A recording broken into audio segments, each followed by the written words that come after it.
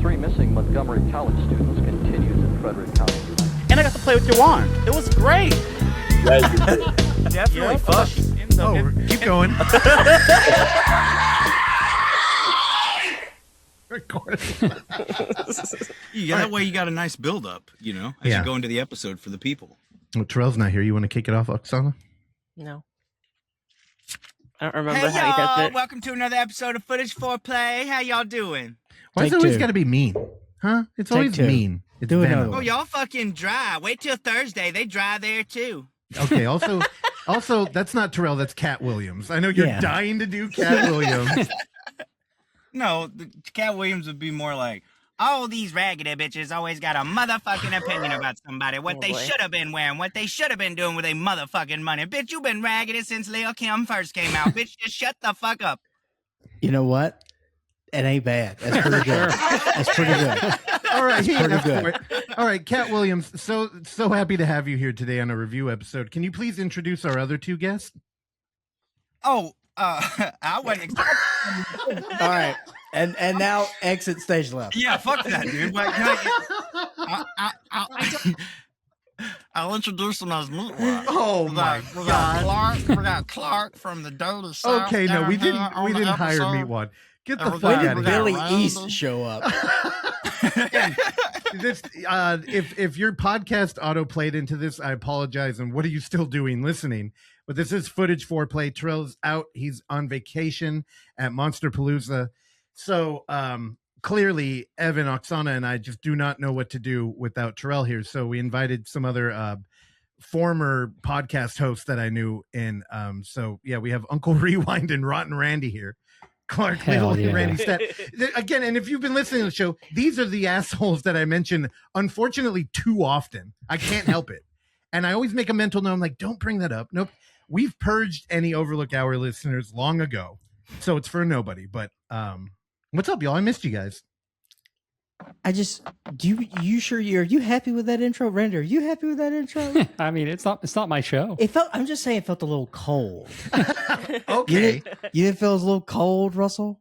Russell? I don't know. Well, you think you could brush your shoulders off and figure out how to do an intro? You've been on the shelf for how long now? I'm just saying to introduce as a couple of former podcasters.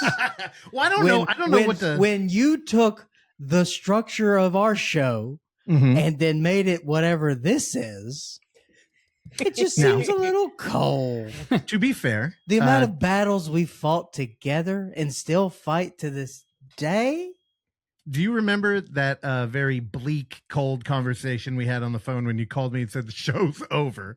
And I was like, okay. And I knew, I told you immediately, I said, I have to continue doing this. This is like kind of the only lifeline we have to people to get all this dumb shit we're doing out. And you're like, that's fine. You can't have the name, though. I believe you did say you could have the blueprints to the show. There's no question. Yeah. There's no question. So just to be fair. No. I'm not accusatory. No. It's in the contract. I said the bones we could keep because we did mold those bones together. There are, and while y'all are here, I should again, and for the last time, bring it up that I guess I am guilty of losing that whole backlog of 10 years of podcasting, which anytime I take a little bit and I think about it, it hurts. It still hurts. But thankfully, we did find over 200 episodes of it. So if you can't be that mad. And the shit that I lost was we didn't know what we were doing. I think the first 2 years, those are gone, which those are probably okay. Yeah, might be for the best, honestly. Yeah. So it's okay, you idiots. What the hell have you two been up to? Oh, just breaking hearts and blasting farts, man. So you got married and moved in. What else? That's right. Randy and I have been legally married for 1 year. It's been going great. It's we're chilling, dude. It's there's ups and downs like anything else.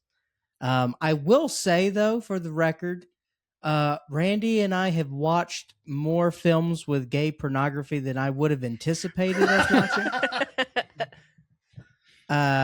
Bruce LaBruce? Yeah. Have you guys heard of Bruce LaBruce? I have. Oh, yeah. Been coming in for the win. Well, pull him up. That was the first one. It was it's a remake of that Pasolini movie. Yeah. with Terrence Stamp, right? Yeah. Where he goes and he copulates with everybody in the family. Russ, you know that movie. I don't know if I do. You know of the movie. I'm certain.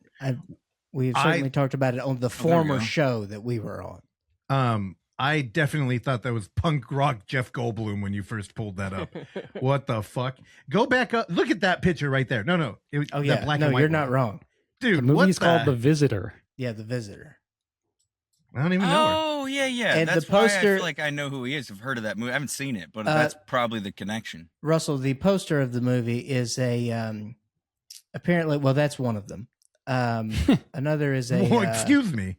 Can we make that full screen? Actually, this is going to go on YouTube. It is I don't a know. silicone mold of a foot, but with a vagina inside. Oh, what? Oh, here we go. Yeah, we definitely can't. Yeah, that's it.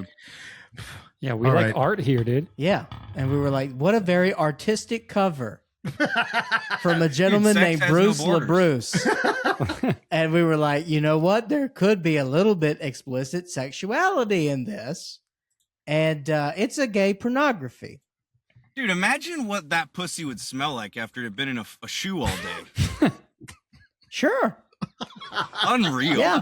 What a very reasonable question Women can that get we wet. all ask. You really need to That's wear a a wild sock. poster. Yeah, Dude. two probably. Damn. So yeah, we watch cool stuff like that. Randy's the insider. He knows he gets all the channels, he's got all the things. No Budge. Randy, tell him about No Budge. Y'all know about No Budge? You should know about No Budge. David Dawson's movie, I think, is Hell apparently yeah. coming out on it eventually. But yeah, it's like just an art housey sort of streaming service that's relatively cheap, and there's a lot of shorts on there, and there's a couple features. There's some good stuff there. We watched what was it? Tucker Honky Kong. runs that, right? Honky Kong. Tucker Oddly. Yeah. Guy who Strawberry did, Mansions. yeah. Yeah. Yeah, it's a good service. It's Good- $6 good $6 a deal. month. It's mostly Hell shorts. yeah. They've got a fair amount of features on there. But the shorts are all interesting. I really like digging around in there, and The short shithead is highly recommended. very good. Hell yeah. Good title. And there's one short, and I knew Randy, if him, you ever actually. saw the second one on there, I don't know, but it was like a series that they were doing, Art. and it's mostly like computer animation, like I don't know, 3D computer animation. Is that the best way to I describe think it? so, yeah. Of a security guard in front of a strip mall, but he's like, it's very like, I don't know the best way to describe it. Season 1 True Detective, very contemplative about his job as a security guard, and very sort of overwrought dialogue. But the last 4 minutes turns into a music video That's that is fantastic, and he's like floating in the air, and it's like this weird track from this young lady called Drum Loop. Yeah, and for Evan, there's some Betsy Brown stuff on there. Yeah, just saw her face as he was going by. I also saw Yep. Inspector Ike. Sick movie, dude. Yeah, that's very good. I have It's the Inspectrum, Blu-ray. Mike. It's coming to movie Thank in a you, few thank days. Inspector Ike is. Nice. Spectrum. Well, there's a former You tried it again. It didn't work the first time. You're like, Oh, no, the audience is dying at home. You don't have a connection with them like I do. They're so you just dying. don't They understand. killed themselves. Yeah, both. Look at that. boobies. Fuck yeah. Best Oh, short. yeah. was- Yeah. I I watched mean- that a few times, actually. God, Evan. Oh, there we it is. can't There say it is. shit like that. There's a real girl who submitted her real short. All right, but scroll down. Yeah. There it is. Under 25 films of the year, that's the poster for Shithead. That's an excellent short. That's Oh, shithead. damn. That's Shithead. Yeah. I know Randy has a thing for the deformities. He has a fucking knothead. That's what my grandpa used to call me when I was a kid. You Well, little knothead. Within the first, he called you a knothead. Yeah. How wild is that? Now the our friends over in the across the pond there, they called knobheads because they knobs are for penises. Yeah. Oh, God. Yeah. Are you still My doing grandpa BritBox? definitely had never heard of knob being used as a term for penis. So I like the American Southern version, knothead. Yeah. God. You knothead. Wait, are you still? It's- Are it y'all rolls- still doing BritBox? No, you know what? I did go on it for a little bit. Because I never finished the last season of Inside number 9. Whoa. And so I had to go and I had to close the chapter on the 9th series of Inside number 9. Damn. How long has it been since we did something? Like 2 years now? 2 years, pretty much on the button, to be honest with you. I mean, of course, we did plan that, by the way. Yeah. So in 2 years. A 2-year hiatus. What is there anything that like stood out to you, to both of y'all in like film that we should check out? I know that's an annoying question. I really should have thought of that question. I did not. Well, here, I'll give you a little bit of time because yesterday we were shooting a what is going to be the most bizarre trailer for I Don't Like It Here. That, I'm going to try and finish it today. Again, shout out to Sean McDonough, who had a dream and we executed it. Huh. I'll put it in this episode, but while we were shooting, Sean turned around and on the Blu-ray stack, he pulled out Patrick. He's like, "What? You own Patrick?" Oh, yeah. I was like, "I think Clark bought that for me." Did you? No, you bought me, Patrick. That's what I said. Yeah, Oh, you bought me, when Patrick. women talk, I just Yeah. He loves to Thank do you, the Oksana. opposite of whatever I say. Or Okay, so we bought it for him and then got ourselves a copy, or did we just Yeah. steal his? no, we bought 2. Yeah, I have a copy. Okay, tight. Yeah. He said, "Do you have Oksana's a got copy?" a cover, dude. And you also can't watch it? And we're like, "No, we can." Is that Yeah, the- what was- That's the Patrick Star spinoff movie. I'm sorry. I thought I had a rim shot or something, but I don't. We lost connection. Yeah. Dude, actually, tell that guy to fucking put the gun down. Can you look it up, Evan? You would like Patrick. No, I know what it is. I was just Patrick's making a dumb joke. fantastic. Yeah, I you haven't would really seen like it, but it. I know what it is. I need to watch it. So come on. I do feel like, when I was trying to put this show together, I thought Terrell would be a wild card, which is fine. Like, there's no corralling him. But I was like, Evan could be like kind of the Randy and the Clark combined. And how wrong was I there? But I do know that anybody who is still Evan's like, his own man, dude. yeah, exactly. Look at him. He's just living life, dude. I do think that the stuff he watches does fall more in line with what we would cover on a show where in our production meetings, whenever we would have them, I'd say, please, can we cover a fucking horror movie today? Well, Terrell kind of took that on.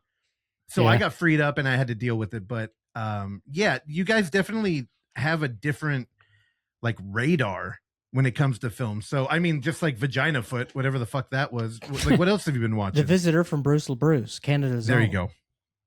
Yep. That's I think Canadian. the poster, Checks out. to be fair, that most services prefer to use is the very straightforward sci-fi looking poster with the lights and the no vaginas on that one. No. If you It's got like a stream of light and a face. no, and you'd have in to my see it. experience, of life, if you have foot pussy, you lead with foot pussy. That's just, You always should lead. That's just what you have to But do. you shouldn't pussyfoot around. Nope, never do that. Oh, There it is. All right. I would say, in answer to your question, it's been a weird 2 years. So, one of that was in Mississippi, and there just wasn't a whole lot of time to see stuff and, have a lot of theatrical experiences. But, being here in Atlanta for a year, I'll talk up the Plaza all day long. They run a great program over there. They show a lot of different stuff. They have various festivals throughout the year. You can rent the theaters out there. They just renovated the lobby. They're eventually going to get to the rooftop. Have a nice little bar up there.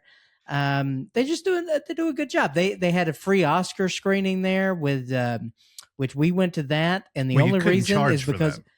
I only went to that because of Conan. And Conan, let me tell you this, man. The Oscars are back because Conan saved them, and there's no question about it. He took it seriously. There's not a better showman on the planet than Conan O'Brien. He's exactly what they needed. I don't know why they've gotten away from that format. And and he's far more talented than Kimmel could ever be. So he's just, and that intro was perfect. And he's got his team of writers that he's had for 20 years. It's like, it's a machine, and it just it works. It works perfectly. I thought the Oscars were very tolerable. Tight. And that is the best that I think that you could hope for with all that nonsense. There was a very, oh boy, Randy, how would you describe this gentleman? There was a guy there dudes, he was kind of, I don't know, man. It was I don't know what words I want to say. He was very touchy-feely with some young black gentlemen in the lobby, and he would not leave them alone. And he was very old, and he was very gay, and he was singing a lot, and very drunk. Yeah. At the plaza, we're talking about. Plaza down in the cellar. You just gotta And go then down he and get was, 'em. and then he would start randomly singing during the Oscars, and it was a problem. But I think eventually he fell asleep. Good. That's a good development. And then one Also- time I walked to the bathroom and I made eye contact with him, and then he just started singing an operatic tone, and I just looked away and went right to the bathroom. Fun times in Atlanta, Georgia. Also- but no, I had some good, couple good theatrical experiences there. What was it? About 6 months ago, we saw "Fuck My Son." Yeah, I so want to see that movie, dude. That Me was too. doing the was theater good. thing. They are doing the theater thing, and I don't think he had said that they would never show it on VOD. And that is the second. Heard That's that the before. second movie I've seen within the year where that happened. The first one I saw was in Chattanooga last year. We were able to go to that, and that was fun.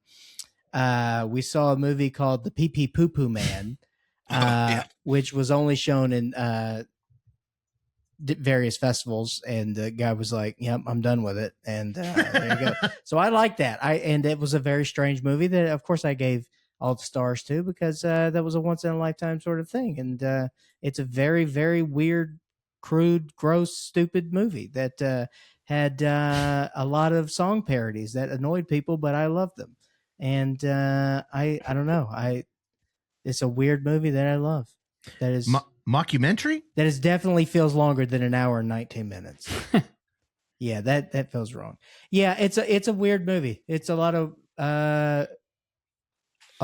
mixed up. It's a mixed up bag in there, dude. And a lot of very liquidy poo poo. Well, you know, when I was playing What kind around of poo-poo I have?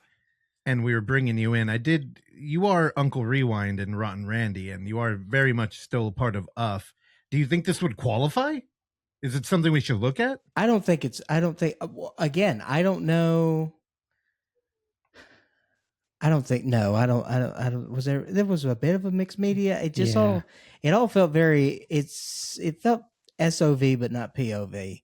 You know what I mean? Yeah. I think I snoozed for a little bit of it too. Damn. Yeah, it's a challenging movie. There's no doubt about it. This is not a fun watch. I had fun because I was there for it. You know what I mean? Yeah. But, you know, so I like to champion stuff like that. But to go back on Fuck My Son, that was great. The director was there, and the guy who moderated it was Craig Zobel, who is also a pretty decent director in his own right, certainly. Yeah. He directed Compliance, which I know I talked about on the Overlook Hour, which was probably one of the earlier movies, because that was 2016. It's a twisted movie, dude. Maybe before that. I may be way off. Yeah, I think it's definitely before that. Yeah, I don't know. I'm tripping. But yeah, and you know, Robert Longstreet is playing the mother in that, and he is fantastic. Steve Little is fantastic. The special effects are great.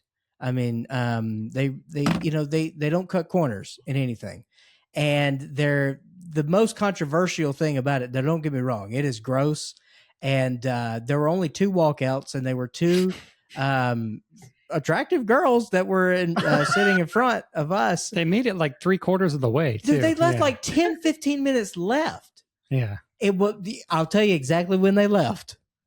When the title of the movie comes to fruition is when they left. Oh, good. Yeah. They were like, okay, now it's too far. When the title of the movie happens, we're going to leave. And then you yelled, prudes. But you know, the penis effects are fantastic. There's gags. My buddy John Golson is in this movie. What's he do? Gulpson. You're gonna have to remind me who He's that is. He's a bigger gentleman. He played in Man Finds Tape. He's the Reverend guy. Oh, Huh. Okay. What's he doing this? I don't remember. Okay, he might be a smaller part. I'm not sure. Yeah. I mean, obviously I haven't seen it, so I don't know. I just know he's in it. I can't to some pull extent. it. Yeah, it may have been because there's not a ton of people in it, but he may have been as part of the police station. Cool. Let's get into. Yeah, we have so ACAB. much shit to talk about, and Pee Pee Poo Poo Man was not in the cards when we were doing the preview. But okay, so I know we got a lot of plugs. Oksana, did you want to say? How'd they talk about Atlanta and not bring a Videodrome? That's the thing I'm most jealous you guys have there. Videodrome will probably most certainly come to the conversation. Evan? Comes up all the Okay. time. We Okay. also rented the All right. Visitor from there based on the cover art alone. Bam. Oh, nice. Did Hey, it have the pussy cover? It art? did. Oh yes, it Hell did. yeah.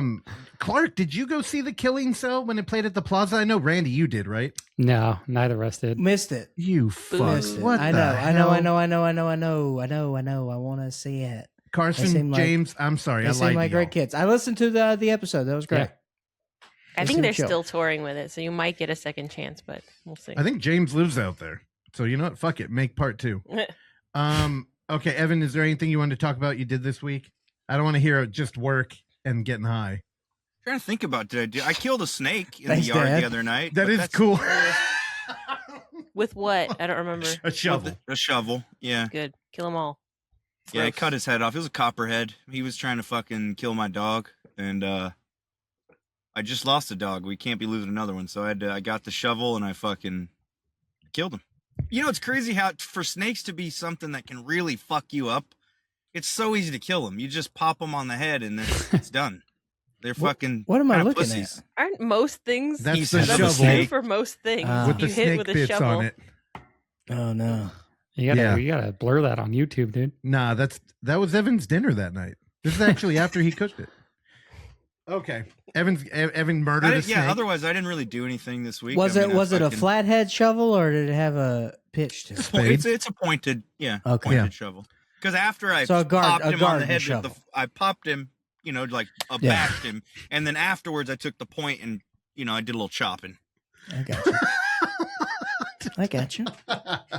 Yeah. I'm a squirrel hunter. Russell, Okay. you've never killed a snake, have you? No, and I don't think I've handled one either. See, you thankfully, spoiled I'm Californians. a God-fearing Christian. Evans that's why. Evans out here in the taint of nature. Yeah, it's what they call it. You know? In the fertile taint of nature. It smells better than a taint out there, though. Not No, we by don't much. believe you. Yeah, Oksana, Not by anything? much. No. Not much. I mean, same old. We saw like a record number of movies, I think, so Do you want to mention how you got Cliff addicted to cell phones? no. Okay, we'll skip that. Then again, I did mention it. You probably saw the trailer before the episode. Screambox, June 5th. I Don't Like It Here. The Robbie Smith collaboration. Clark Little is in there acting. Randy did audio work. I'm in the movie several times too many. I removed a dead cat out of an RV.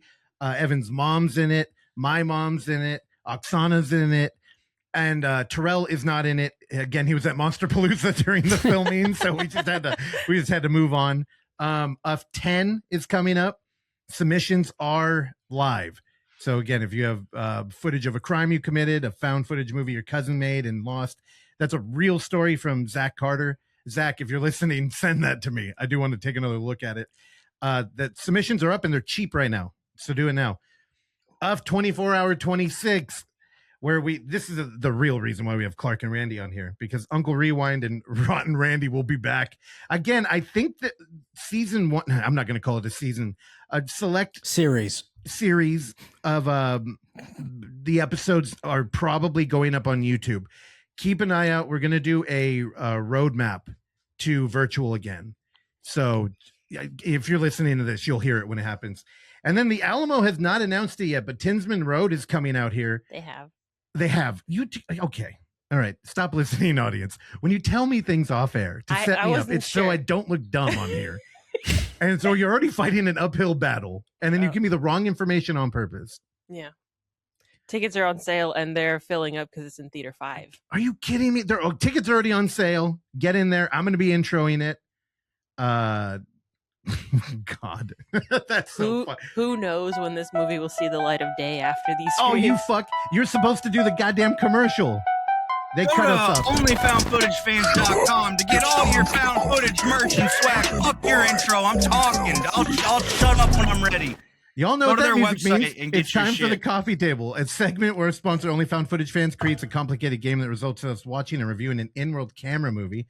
Last week, we were given Tapeface, and shortly after we learned that Terrell would not be here.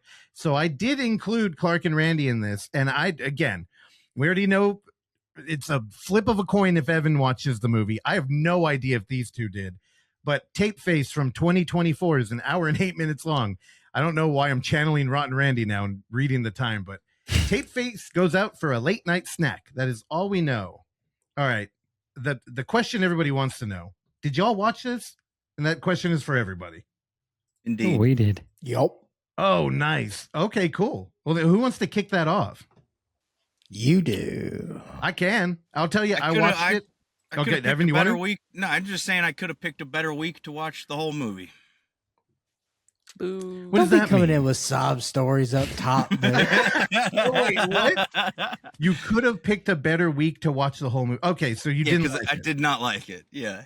Of course, because it's a genre film. We understand that. I did get a text from David Dawson, who, I wasn't going to mention this because I'm like, why would I put it out there that he didn't like a movie and felt the need to like text me about it before I watched it? But he put it on Letterboxd too. Mm-hmm. And he said he liked the aesthetics and he liked what they were doing. He just didn't like the way that they rolled it out, which I'm going to say I completely disagree with.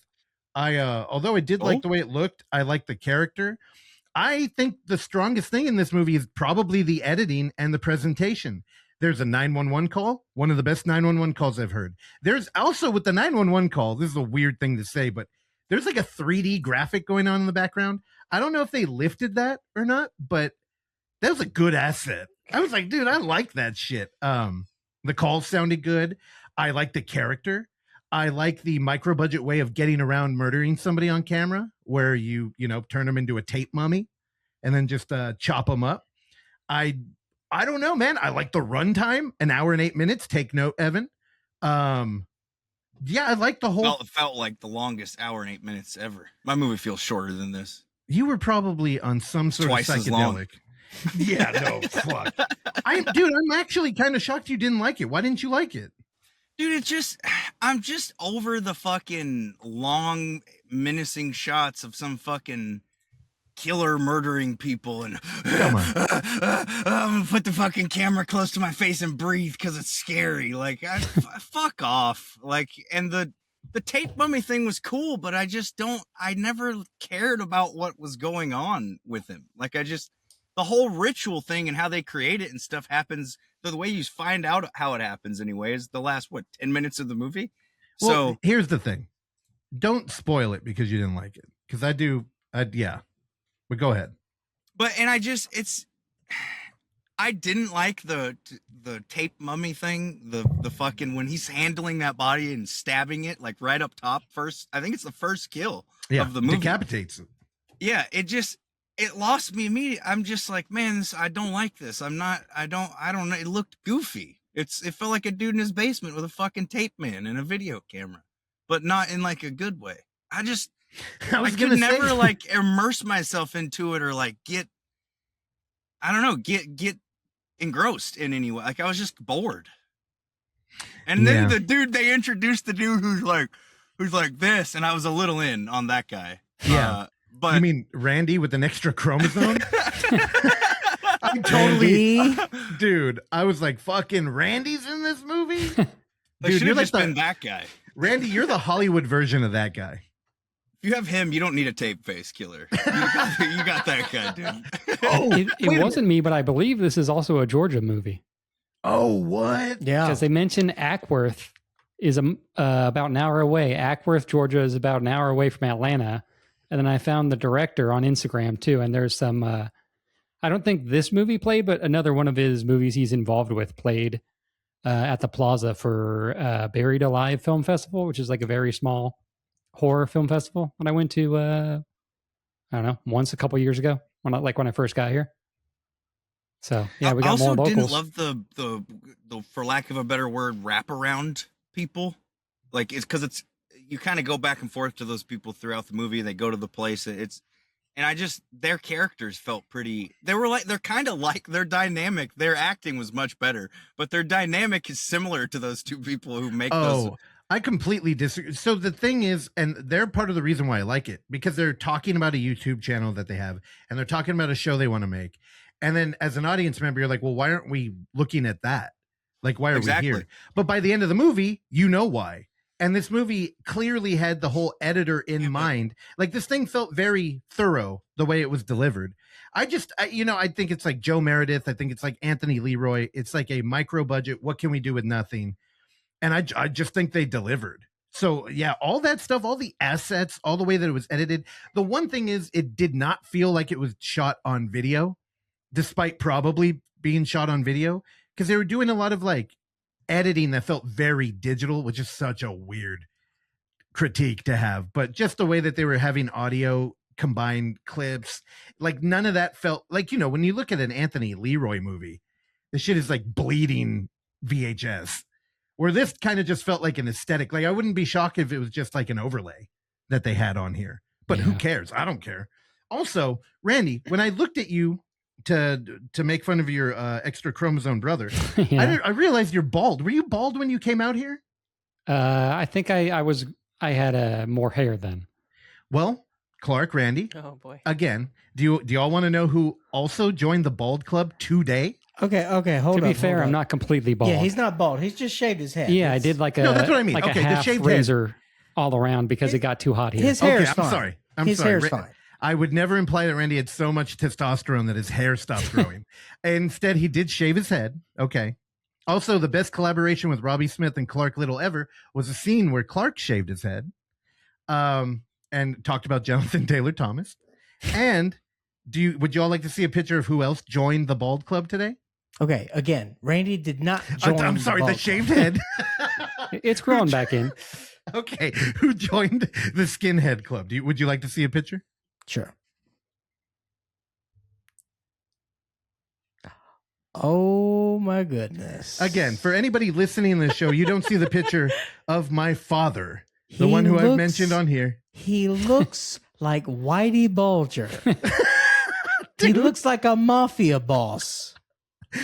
I don't know why the stars have aligned today, but I got that minutes before jumping in here. And I'm like, what better day for my dad to send me a picture of him having shaved his head. He looks like he's a bookie on the run. Dude. He looks tight. Dude, so wild. I don't think it looks bad. So No. I think he needs the facial hair though to even it out. Wild. Again, he, perfect. Maybe he put a bunch of duct tape on his head and didn't want to rip his hair out. So Right. What'd you think, Clark? Here's the thing.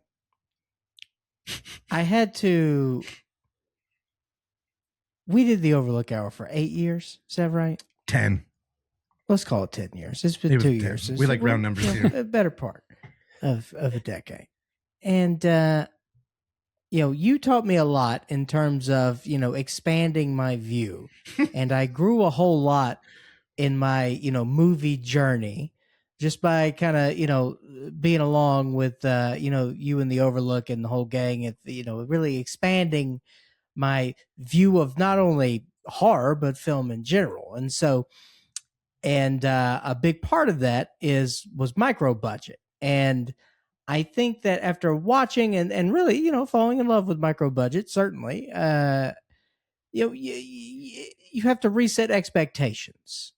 And so stuff like this, I would not necessarily say is my speed. This is not my type of movie. However, I have seen a lot of these movies. I know the formula and I know what is good and I know what is bad. And there were a lot of good things here. I like a lot of what I saw. Like Russ, you kind of hit a lot of things on the head. It's like the execution of what we're doing here, I thought was pretty good and pretty smart for micro budget. I think we're doing a lot on a very little. And the beginning of it is very it's as cinematic as they could have made it. Honestly. Yeah. I liked how, we were thoughtful with the camera angles. And I like the lighting in the front room. that they were in. It's, we had the giant cross there, and then it looked like the shadows were like going back and forth, and it was like he was like on a boat or something. All that was really cool. And, and it's got a twist in there, who doesn't like a twist? Throw that in there. And so I think when you were watching Micro Budget, like you have to sort of reset your expectations here. And so like what I'm looking for is just like thoughtful execution of something. And so if I can get that, then I'm going to ride with you. You know what I mean? And so just I just want something there. And like, yeah, man, I thought this was solid. Dude, did you guys get notes of like Scott Derrickson? I kept thinking of him, and I'm like, all we need is like Throbbing Gristle to like pop in here. Yeah. Like just the aesthetics were so, I don't know, there was so much like style. And, again, I'm not completely dismissing Evan. There wasn't a ton explored with our like main characters, really. We just get a lot of like mixed media stuff. But yeah, I dug this movie, especially for being like a fucking YouTube drop. I'm not a big Scott Derrickson guy either. Okay, that checks out. Yeah, he's kind of one trick pony. I get it. Well, he's kind of style over substance, like, and that's yeah. And his best substance was Sinister. See, and I think the one I like at least the most is Deliver Us from Evil, the Eric Bana one. Oh my good gracious! Yeah, he's got bad taste. Oh my good gracious! Oh yeah, that movie is not only good. Parts of Sinister are the fucking 8 minutes of found footage in it. The rest is I could take or leave. Yeah, everyone loves the 6-minute knife scene with Joel McHale. Dude, Joel McHale is a psychopath. Dude, I like that movie. I didn't even realize he did that. We did. Wow. And I think Cargill is not involved in this one, right? Cargill didn't write this in any way. Let me find out. Joe did McHale all the not in others? this one? What am I thinking of? No, I don't think he is. What am I thinking? This is why you liked it, because you're a fucking little gooner for Olivia Munn. I do love Olivia Munn. But yeah, okay, now it checks Oh, out. Sean Harris. She is kind of whack in a lot of movies, though. In all movies. She's not good. She ruined fucking, no, I'm not going to say She's ruined. good in It was that never one. good in the beginning, but Predator, which one was it? I'm The not a Predator? fan of the one that she's in. I Yeah, think it's The Predator. beautiful motherfucker. Oh, God, it makes me cringe. Okay. Well, do Clark and Randy, did you want to add anything else to it? Not really, no. Okay. I mean, this is not a me movie, but yeah, there's stuff to appreciate there for sure. Very economical. And Don't call it a comeback, dude. Randy has flown out to attend a found footage festival in the Bay Area. I feel like this could be a you movie. yeah, I don't know. You know, I'm more on Evan's vibe of a documentary. You know, that's I would never my say kind that of out speed. loud. Even if it were true.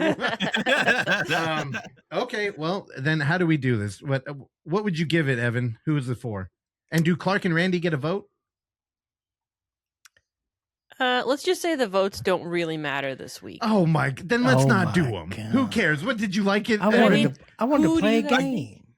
I'd give it a cheater Two. between a 2.5 or a 3. 'Cause Oh, it's fine, but it's definitely not. give it a 3. Be a gentleman. It's not getting a heart either way, so Oh, fine. God I'll go damn. 3. I'll go 3. I'm Just gonna to be rate. I'm gonna determined if I rate go 2.5 on regardless. Letterboxd. Okay, please do. Within the context of this game, and as a regular listener of this show, and having listened to every single one of these Oh, segments, dude, I'm sorry. I do not fast forward through them. I listen to them, and I do sometimes. I process the information, and so I have based my scale based upon that. This is a 4-star movie Oh, all day dude. long. Dude. There we go. We need some umph in that. You know what? That is true. Evan, considering that, would you rate it higher? No, but I might rank it higher on the list That's of fair. things that have Come been on. assigned Come by OnlyFoundFootageFans. Can we I get a might like heart? it more than some of the others, but I still don't think that makes Come me on. like the movie. There's solid execution here. Can we get a heart? It was better than what was the one we watched? Well, I didn't watch all of it. Before Buffet Infinity. Oh my Oh, God. Real quick, before we Something close this part? out, I did want to mention this. Randy and I were talking about this when we were watching Better than it. that by a long shot. You know when the part it goes to like the red exposure, Yeah. and especially like there was one part where he was butchering the body. Mhm. I thought, do you think they did A that hard so they mix could get kinda. on YouTube? Oh, I don't know. I Maybe. liked it. You know, that was part of the Scott Derrickson vibe. Are you? I get the stylistic choice of it, Yeah. but I was wondering if there was another motivation. You know what I kept thinking was because Motivation. one of the hosts, there's a great moment. Again, this is a light spoiler. I'm sorry. But there's a moment where like the whole vibe of this movie feels very kind of like voyeuristic. Like we don't see the cameraman, but there's like a pretty girl on camera. And then they go on location and there's this great shot of her like silhouette. And it's like, it's perfect to like accent like a woman's curves, right? And then something happens and I'm like, oh, the voyeur thing is so, it's kind of what I would have added to this movie, like maybe nudity. And I'm like, well, you can't do that because of YouTube. And so I started going back also and thinking like, wait, there's a fucking decapitation in the beginning of this. Yeah. Like I know a nipple. A pretty decent looking one. Yeah. So and you're talking about the part where we have like a tape pinata like to the wall, right? It didn't occur to me. You know, honestly, YouTube's kind of laxed up on shit. So you see a lot of people swearing more now. I don't know. I think it was a style choice, not a YouTube thing. I was wondering that. Yeah, But- YouTube was pussyfooting around for years. Yeah, well, they got really heavy-handed. They for a Bruce minute, too. LaBruced it. Yeah. The move would be you make this movie and then in the comments or at the very end you say, hey, we have 5 minutes more on a Blu-ray. If you want to see some fucking nip action, you know what I mean? You'd move copies. It'd be Nip good. action. You could just go Look at watch boobies. movies It's on a your streaming No, it's not the service, yeah. same. Okay, that's why they have stories. Have you ever seen a pizza man show up and be like, "Oh shit, you don't have any money"? You know what I mean? That's the narrative. People get. Why are you turned talking on. about Epstein right now, dude? Oh damn, dude. Well, I'm more of a fan of the Canadian Epstein. What's his name? Evan? We're 40 minutes in, and this is the I know. first Pizza Gate. Come on, The dude. Canadian Epstein. Who the fuck are you talking about? Justin Bubbles. Trudeau? And he's- Oh, Mike Smith. Yeah. I think the scale was a bit smaller. Oh no, you would because you're a fan. You're trying to downplay it. Okay, Well, fucking no, I Chelsea think I just Handler, think shut the I hell think up. a bar at Halifax, Nova Scotia, is a little different than a fucking private island where you're flying people to it. There's Not probably in Canada. The pool was a little larger in Bars dude. should be the only thing allowed in Halifax, Nova Now, Scotia. Am I excusing what he did? No, fuck no, in no way. But I'm just saying, let's not. This is an apple and an orange here that we're talking about. Both are rotten. So he's but straight. Yeah, I didn't know different either. fruits. Okay, so Clark gave it a 4. Randy, what would you give it? They put another tally next to what Evan said. Or would you give it a heart at least? Do you have a heart? I don't do hearts too often. Oh my god, dude! What is this? My man. What the hell? You're even more stingy with your fucking hearts, dude. Yeah. Look at him, dude. He's a stone cold killer, dude. For the longest time, I would only like heart like when comedy specials are on Letterboxd, just because like Yeah. I don't feel like you don't rate it. Yeah, I do the same thing. I don't rate Yeah. them. I either heart them or don't heart them. So, but I'll also do it with short films sometimes. Yep. Yeah, it feels like cheating to add a short film to your total for the year, especially if you're watching a bunch at a festival or something, All right, this connection is very concerning. Clark, where did you move? Be aware who you're living with. What are you talking I'm about? chill, dude. I don't know. I'm seeing more and more Evan and Randy, and I don't like it. No. Even though he's I not did. vaping right now. He's No, not. He's got a vibrator in him right now. I know what y'all are into. Watching those foot vagina movies. If it's a gay movie, why is there even a vagina in it? Okay. We don't have time to. Dude, fucking roasted. Women can get wet too. Here's what I've learned. A lot of male actors will go both ways. Okay. There's more. We'll there's be right more, back. There's more money. There's more money in versatility. And now that you're in a movie that's hit Screambox, you're exploring on your own. That one does not have. Now, the first Robbie short that you mentioned with the Jonathan Taylor Thomas, I have been nude in multiple short films shot by various former guests of the Overlook Hour. Yeah, that's true. Including Dave O'Shea, who's holding on to dear life for that last episode of Glory Hole. 2.5 years? Dude, I don't know what he's doing, but he does. Shout out to you, Dave. And rumor is that it's Dave, garbage. I gave him a garbage product. No, That's I why. think it's gold, and that's why he's holding. He's like, there has to be like a moment where I'm gonna reveal. Oh my god! Delta burp. Don't spoil it. I can't spoil it. He dude. hated that name, and I said, dude, that name is what this needs. Yeah. And then after all those years, he was like, Clark was right. He's totally right. Yeah, So dude, Delta burp is a woman. it is fun. I don't even understand the context, and it makes me laugh. Delta Burke is an actress. Nobody cares. She was in a movie. Also, yeah, it doesn't matter. Delta I think I'm at least going to give it a 4. Good song. God, I want to just yeah. like counter everybody's energy and give it like a 5 and like 3 hearts to make up for the 2 hearts. I'll bump it up to 5. I don't give a fuck. Yeah, let's do 5. Yeah, it's 5. It's a great movie. 5. Shout out. I love the damn thing. I love YouTube cinema. Move over Blumhouse and A24. We have a new one. Who's going to pick them up? Lionsgate? We got to get another. You know what? I like that Lionsgate's still in the fight. Yeah, right. Are they? I get a little bit of juice when I see Lionsgate pumps up there. Yeah, I don't understand all the Lions hate. He needs a drum set. You just got to bring in your own drum set and do your own rim shots. That's all. Okay, what's the fucking email said? I like the very non-descriptive description of it on IMDb. Do you have guesses who it's for? I mean, that's always fun. I think it was for the last 3 weeks. It's been some bullshit answer of like everybody or nobody or something. So we didn't get a chance this time, so it's for everybody. Thanks for Terrell. Okay, there we go. Clark, Randy, you want to just weigh in? I think it's for Russell. Okay, I hope. It's for Terrell because he would hate it. Do you think so? He's not here. I think Terrell might actually like this one. Really? Just because there's some gore. Yeah. I know. I'm torn. I can't tell. Before we get the results, since I didn't do it before, go to OnlyFoundFootageFans.com and OnlyFoundFootageFans shop and get all of your found footage DVDs, Blu-rays, and OFF official merch. Use code Foreplay at checkout to receive a discount on your order. Back to the show. All right. Good job, dude. Coffee table? The coffee table. All right. The coffee table. Dude, is that... You ready for the best fucking movie of your lives? Dude, what a weird moment that was watching him talk about that fucking film. Also, Uncle Frank has some fantastic art coming out. He got hired to do a cover for that movie. I'll show you all after, but I don't think it's revealed yet. I thought you were about to say he's doing the poster for the next Kill Tony event, and dude, it looks fucking wild. Oh, dude, no. Gross. Cool. Yeah, exactly. Okay, so who's it for? Tapeface was for. Oh, drummer, come on, wake him up. Dude. What are you Tell him doing? to put the gun down and pick up Get the your drumsticks. fucking Dude. shit together, dude. Unreal. Oh my God, what do I have to do? No. Why is it those drums? We have the other ones back. Dude, it's who showed up today. I can't control who my showed God. up. That's who's here. Okay? Bongos and a We're gun. the colonial army.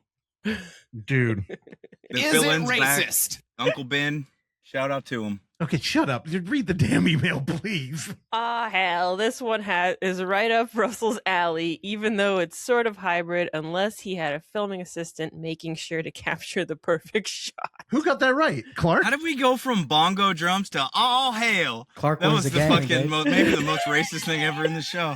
What? That's what the email says. I mean, have Cat Williams introduced our guests today? I think that is up there in the competition. Okay, please. We've kidnapped Terrell. Oh my God, I can't talk. We've kidnapped Terrell for the weekend because our minions screwed up on taking the wrong host to torture. Because of that, Well, that's where the drummer's at, Monster Palooza. allow us to welcome back our favorite overlookers. We've missed you more than you will ever know. Since you're back, we'd like to ask Randy and Clark to choose from 3 movies where the clue is just the host's name. Keep in mind that doesn't mean that it's assigned to them. It could be a punishment for that person or their co-hosts. Understood. Hey, this makes sense to me. Yeah. I actually kind of like that. Also, just again, for those at home with the tally, Clark did get this right and should have picked anyway. So, yeah, he earned it. So 1, Evan, 2, Terrell, or 3, Russell. For what it's worth, I would vote Evan. We know. Shock. Let me confer with my partial Barbados brethren here. Oh, dude, fuck yeah.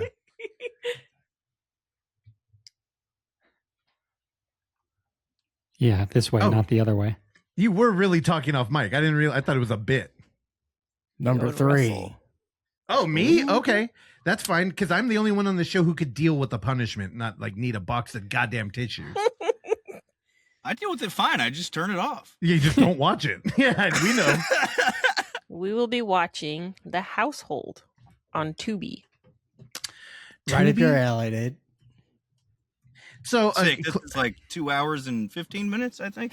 Oh, 2 Dylan. hours long. no. Oh, no. Oh, no. Hold on. Let me share. God damn it. You know what?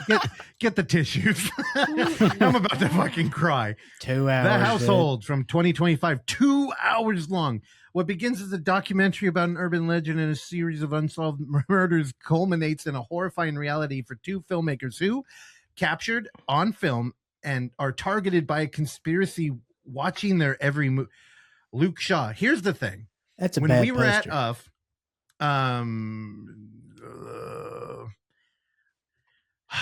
It's so Blu-ray Tuesday returned, and there was an alternate reality where instead of going to Monsterpalooza, I said that Blu-ray Tuesday blew up and Terrell quit the show, and now he's just doing that. Next week there's going to be an episode where we have Terrell open a box of movies that OnlyFoundFootageFans delivered to him. He also gave me and Evan a stack of movies. This movie was in it. So not only is it a 2-hour movie that seems like a little bit of a slog, it also is just a fucking lazy choice because I literally have it downstairs. It makes it easy. It does it. Finding somewhere to fucking insert a disc is getting harder and harder. Either that or you're going to have to stream it on Fossum, which is apparently a thing. Oh, what? Or Tubi. It is. Righteous. I'll probably do Tubi anyway. Writer, It's like director, Tubi. star. Fossum's like Tubi. Holy shit. Okay. All right. The Household. Clark, you said you listen to all of them and you don't skip them. Do you ever seek out a movie that was covered by one? Yeah.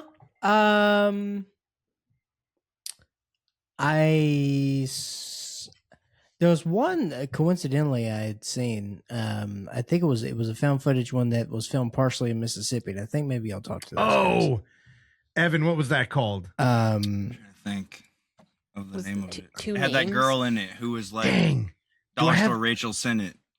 I don't have I don't have any of the audio clips anymore. I removed them all from here. And she was just mean as fuck the whole time. That Yeah. girl. And that one creepy guy came out. Okay. Yeah, Damn, you yeah. seek that one out and then we're thoroughly disappointed, I'm guessing. No, I had seen it. I had seen it prior to you guys Oh. talking about it. Yeah, I just randomly watched it. I think. Damn. I do miss that. Before you became a trader and moved in with Randy, when you were living with me, I do miss those long nights on YouTube where it's like, let's watch a movie. And then nothing. And we just end up finding weird shit. Watching near-death compilations. I Yeah, don't or watch like those anymore. Or Bad Ben, this is where we get gold like, The price was right, $1. R.I.P. Dude. I think that movie disappeared. it's gone. It's The been, Orville Morple House. it disappeared a couple of years ago, I think. Dude, Man, I'm Who's glad that I have the talking? clips. That voice sounds like Zelda Rubinstein. The No. Orville Morple House. If she did meth. Yeah. Orville Morple is, I mean, one of the greatest things that we were ever given. I know. You know. I'm going to try and find it while we're Damn, on. it got so R.I.P. fucking somber when you started talking I about know. Well, fucking dude, it's Orville sad. Morble. The Orville Morple House. I'm not going back and Orville finding it. Morple House. Yeah, it's a Man, that was great.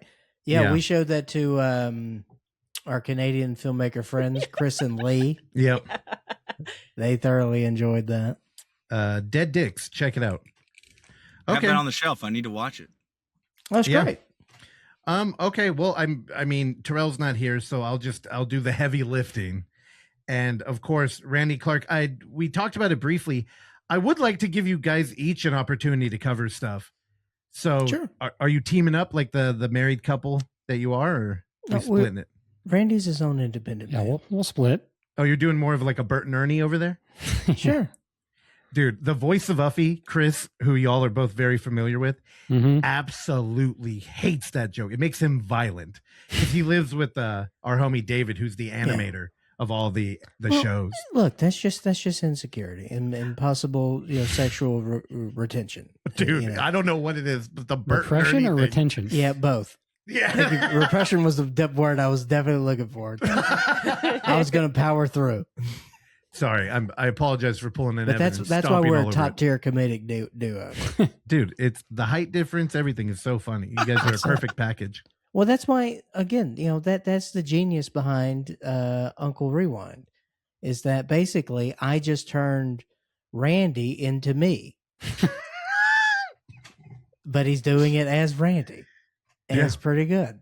He's better at it, He's better at it. There's no question about it. There's Yeah. no question about it. dude. Yeah, so no, true. I knew what I was doing. Yeah. Oh, and get ready because I have some stuff to give you for Uncle Rewind, at least to test out. Anyway, yeah, who wants to go first? Randy, please. I have to get water. Go for it. Allowed. Well, I texted Russell earlier this week saying, it's a Bay Area show, San Francisco. There was a movie that came out from a Bay Area artist, specifically Oakland. Boots Riley's new movie, I Love Boosters, came out, and no one on the show saw it, apparently. So I didn't. I don't think I've ever seen a film this man made. I haven't either. Oh, You know, interesting. You never saw Evan, we Sorry should, to Bother You? Yeah, we should do a deep dive. Yeah, let's do it. I'm down. Sorry to Bother You was always one I wanted to see, and I just never pulled the trigger. Never did it. Same. Hell yeah. Yeah, really, really dug Sorry to Bother You and his TV show I'm a Virgo that was on Amazon Prime in 2023. Yeah, I remember you Holy covering fuck. But yeah, I saw I Love Boosters a couple weeks ago during Atlanta Film Festival. It was the closing night film that sold out very quickly, but then they added a second showing that was mostly cast and crew because although it's a movie that takes place in the Bay Area and Oakland, they also shot a bunch in Atlanta, apparently. So there was a bunch of costume people, grips, a whole bunch of people that costume people. Yeah, costume designers. Oh, I thought you were talking about cosplayers. Just didn't have perfect. People that worked on costumes and stuff in the movie. Yeah, they all showed up in blackface. They're like, "Hey, we're cosplayers." So it was very cool to see it at Atlanta Film Festival, and then I also just went back with my AMC A-List subscription opening weekend to go see it, just to boost those box office numbers. Hell See what you did there. Yes, that was good. True. Yeah, You know we what? need that drum. Clark's right, dude. We need the fucking rim shot. That was all natural. I didn't even think about it. But yeah, this is a very fun movie featuring Keke Palmer, Naomi Ackie, Taylor Page, Poppy Lou, and Isa Gonzalez, Demi Moore, Lakeith Stanfield is in it, who's also in Sorry to Bother You, Will Poulter, Don Cheadle, a whole bunch of people. And it's basically, if you haven't seen the trailer, it's about this group of three ladies that go out and they boost from stores. So they go in and they like to steal high fashion. It's all this very monochromatic, one color, in the screenshot, it's all yellow. There's an all green set. So they steal clothes and, try to sell them and give them back to people in their local community for, much less than, the companies are selling it for. And there is a, not quite a spoiler because Poppy Lou is in the trailers and everything, but there is another person played by Poppy Lou who comes into the picture, and she kind of has her own sort of workers struggle thing. And so she kind of teams up with them, and they're all kind of they all kind of band together, and they all have kind of different motivations for stealing all this stuff from rich white woman played by Demi Moore, who's fantastic in it. What else will she be? She's very good. And she so part of the Boots Riley thing is it's very absurdist. It's very cartoony sort of. There's almost Looney Tunes moments in it. There's a lot of stop motion. He worked with people that have worked on, I don't think Phil Tippett himself worked on it, but his team worked on it. So there's a bunch of miniatures, there's a bunch of stop motion later in the movie. I won't really say what the stop motion is because it's kind of a spoiler and it gets really wild. If you've seen his previous film, that you kind of know what to expect. Like the last third gets really wild. A lot of weird stuff goes on. There's like sci-fi elements, but I really enjoy it. I think the ending is a little like maybe a little bit, I don't know, easy or like lackluster kind of like what actually happens towards the ending. But it's such a fun ride. The Tune Yard score, they've scored all this stuff. Another local band from Oakland is great and like really fun. Everything is like shot anamorphic, so you get these really like wide like scope of everything that like they're shooting and everything. And like I said, the sets look fantastic. The colors look fantastic. Everyone in the movie looks like really cool, just with the outfits and the monochromatic and everything. But it's super fun if you are into his thing. I know some people aren't. Like I said, it is very zany. It's not very, there's not a whole lot of like realism to it. But yeah, it's a hoot, I would say. It's good. Yeah. It's a good time. And a holler? And it's if you know More like Boots, a holla. there we go. Oh, Evan. It's a very pro worker movie. It's a very of course communist he says movie. That joke in Terrell's absence. But yeah, if you're familiar with this stuff, you know what to expect. But I would say that even if you kind of know what to expect going in, it's still a fun new sort of entry in his more cinematic work as opposed to his music stuff previously. But We should go on the journey, Russell. Put our boots on the ground. Do you like it more or Nice. less than Sorry to Bother You? I don't know. I think I might like Sorry to Bother You a little bit more. Okay. But there is more. There's Of course, big more. guy. There's more style in this one. I think he had a much bigger budget. But yeah, they put a whole lot into this movie. There's a lot of visual gags and a lot of ideas and a lot of it's much more like stuffed, this movie, which could potentially be a bad thing, but I think it works here and it's fun. Hell Did you yeah. get a heart? I gave it a 4 both times. I didn't like I said, I don't do hearts too much for features. Wow, dude. Not even for Boots, dude. Oakland's own. Not for the town, dude. I guess not, dude. It's been too long. It's been Dang. years since I've lived there. He doesn't 5, identify 6 with years. it. Wow. Now he's a full Yeah. Georgia boy now, dude. But, The you know, alliance it brings Oakland and Atlanta together. Filmed in both places, and I saw it out here. I do like seeing that fucking little peach pop up at the end. Made in Georgia. Are you watching a lot of Family Feud? Well, I just, I used to with my grandparents, but I just really Hell yeah. appreciate that. I also appreciate, shout out to the MDE version, which is made in Woonsocket, and it's a Vicodin breaking in half. That was great. Thank you for that. You're Yeah. welcome. He's got to work that in every time. All right. Well, Boots Riley, I'm glad you covered it because it probably would have never came up on here. True. I'm kind of sure. Do you think Terrell watched it? I don't think he I was did. about to ask. Probably Did not Terrell yet. not watch this? He doesn't. He prioritizes free movies and horror. Yeah, for sure. Maybe he's seen it. The Alamo, Randy, is fucking taken over by this film. Really, They have I like bet. displays. They have like this one really cool display that's got like 4 mannequins in it, and they're all Yeah. sectioned off in different colored, like everything's color blocked like the movie looked. Yeah, And then I they saw have that. like, dude, there's like 18 giant standees in there. I That's want to cool. see this. I like Keke Palmer a lot. Yeah, same. Cool. All right, Clark, what do you got? All right. Like I said, I'm shooting from the hip here. As I previously stated, I listen to this show every week. Okay? I'm one of your faithful listeners. And I listen, I laugh, I love, and I learn. You understand? And I take notes and I remember things because the amount of fuckery that happens on this show is preposterous. It's ridiculous. All right. So I'm going to use my time to correct some wrongs Okay. that I remember Shit. Let's from go. the show. As Evan lights up, committing Oh, to man. the exact problem which we were talking about. My dear. Okay. Number one, And then I just want to say this because my brain is rapid fire right now. So I just want to get this out of the way. He just got done watching a baseball game. Okay.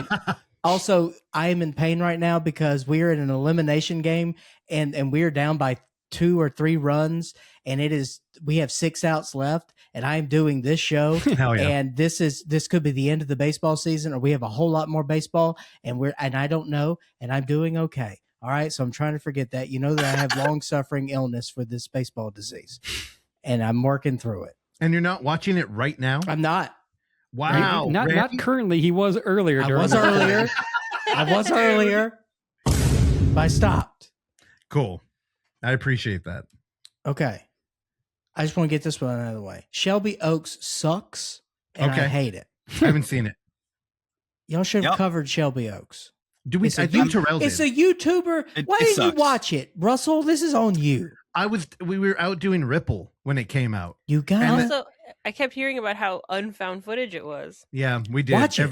Watch it. All right. You know what? I'm writing it down. Whack. It sucks, and I hate it.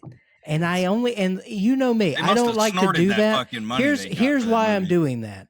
I'm doing that not even because it's a YouTuber making a movie. I think that's cool, and I think there's a lot of talented YouTubers that are making movies. That can happen. This is a path that we have seen. Why not? It's a great medium for that. Mhm. It's got nothing to do with that. It's got to do. He got a little money from Neon, and it's fucked. You can just see the studio stuff. The CG stuff is awful. The CG dog stuff is awful. The story is not good. It's boring. Randy, your thoughts? I wasn't a fan. We went really late to a saw plaza screening at like 9 or something. It was a 10 p.m. movie. Yeah, so I definitely got sleepy during it. And I was gonna say I would have fell the fuck asleep. I was a little buzzed. We know, Evan. Our 12-year-old friend at Videodrome, he really liked Shelby Oaks, apparently. Oh my Okay, god! All right, do you want to? Randy. All right, are we going to do this story now? You opened a weird door here, Randy. It is a pedo Before you, All right, does that mean we can watch it with Cliff?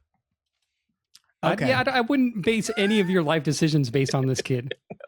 All right, very quickly, we'll get into this story. We called Russell immediately after this happened. Within we were on our way home. We had to call him. So we'll share this. This is a little throwback to everything. We were at Videodrome. Evan, I told you a Videodrome reference is going to come along one way or another. And that is Atlanta's only video rental store. And it's great. It's been there for a long time. And they have everything. They now have Robbie Smith's Grieve at Videodrome. Hell yeah. So go pick up that copy if you as Hey, Russell sick shows it cover on art, screen. dude. Fantastic cover art. Thank you. I Evan. had tried to reverse it, but there was nothing else. So And we were at Videodrome, and I am over there in the horror section. And I am also standing right in front of the found footage section. And I hear a child's voice say, I don't see anyone. I hear a child's voice say, can you help me find some found footage movies? hell yeah. And I just said, sure. Just because my first thought was, well, the guy who was working there at the time, his name is Matt. He's one of the Shout out, main Matt. guys there. Matt's a great guy. And Matt knows that Randy and I are involved with the Unnamed Footage Festival, and he knows us as the found footage guys now. Hell yeah. So Hell yeah, dude, that's tight. so I thought that this kid had talked to him, and he was like, oh, go talk to him. He runs the festival or whatever. So I thought he had just sent him over there. Well, it turns out that was not the case. He just started to talk to me. Weird. And this kid has seen everything, and he is 11 years old. And I was like, have you seen this? He's like, yep, saw that. And he's like, I saw Begotten. I said, what? You've seen Begotten? He said, yeah. I watched it right before bed. It was pretty scary, so I decided to take notes. I said, okay. All right. And I said, have you seen this? And it was the Poughkeepsie tapes. And he said, yeah. That was pretty scary. I said, yeah, it is. It is pretty scary. That's fucking insane. Well, dude. That's it tight. turns out his name is and he is a huge huge found footage fan. So much so that he's asked me, he said, have you heard of the Unnamed Footage Festival? And I said, I certainly have. And I said, me and this guy, we were a part of that. We helped start that. And he lost his mind. This kid who could not stop talking stopped talking. That's so weird, and that's dude. not the kid that was at the festival this year, right? There was a kid? Remember with his dad? Oh, yeah, no. That guy no. was like a high schooler. Okay. This kid's 11. Actually, can we edit out the kid's name? Yeah. Did you say it? I don't know. I if don't you think did. you He did. did. He did. I did. He did. Yeah, let's Okay. take that out because it's a child. Evan, Yeah, we'll make a take note. that out. We'll take that out. Take out Cool. the kid's name. I got you. Yeah, sorry about that. I shouldn't have done that. Well, it wasn't his last name. But Yeah, but yeah. he's a child. The emails are going to come out anyway. Who says he goes on his break time? He uses his Chromebook at school and goes on the Video Internet Archive and downloads stuff. Tight, dude. This kid's going places, man. This kid is Evan. And so, and we met his mom, and Okay. his mom is definitely younger than me, and she just seemed very tired. Yeah. I get it. And yeah, man. So yeah, that's a trip. I didn't know. I just wanted to let you guys know that your main audience market is preteens. I wish, because So then it no. would be growing with them. True. Just get them young. What, had he turned into virtual? Had he done virtual ever? He had talked about it. He knew it was happening. Yeah. I forgot when we saw him. Yeah, I think it was like almost like 6 months ago, maybe. I think it was after the virtual. Yeah. I think you told me Yeah. after this happened too. He ended up not getting your recommendation, and then you ran into him at the like Chuck E. Cheese next door. Okay, we Oh, didn't yeah, go to a Fellini's Chuck E. Pizza. Cheese. With Oh, the my bad. Fellini's Pizza, which Oh, is a shit, great another Atlanta film place? chain. What's it called? 88 Pizza? Yeah, hey, let me tell I you was something wondering right why now. they kept saying kids earlier and not pizza. Hey, by the way, when you may or may not come out here for something, Oh, yeah. you going to Fellini's, Dave. Hell Of yeah. course, Randy's there. Fellini's is tight. Rated Fellini's. Oh, so we'll take him with jeans. Yeah, plenty of spots. You I want a believe little, it's pronounced Jean. you want a little barbecue, Dave? I'm down. Not in Atlanta. It ain't pronounced Jean. Well, if it's next to Jane? Fellini's and Videodrome by the Plaza, it might be. Dude, Videodrome's tight. I only been in there one time when I went up Oh, there. let's hear and about it. Toured through the little 5 points. And it was Hell yeah. sick, dude.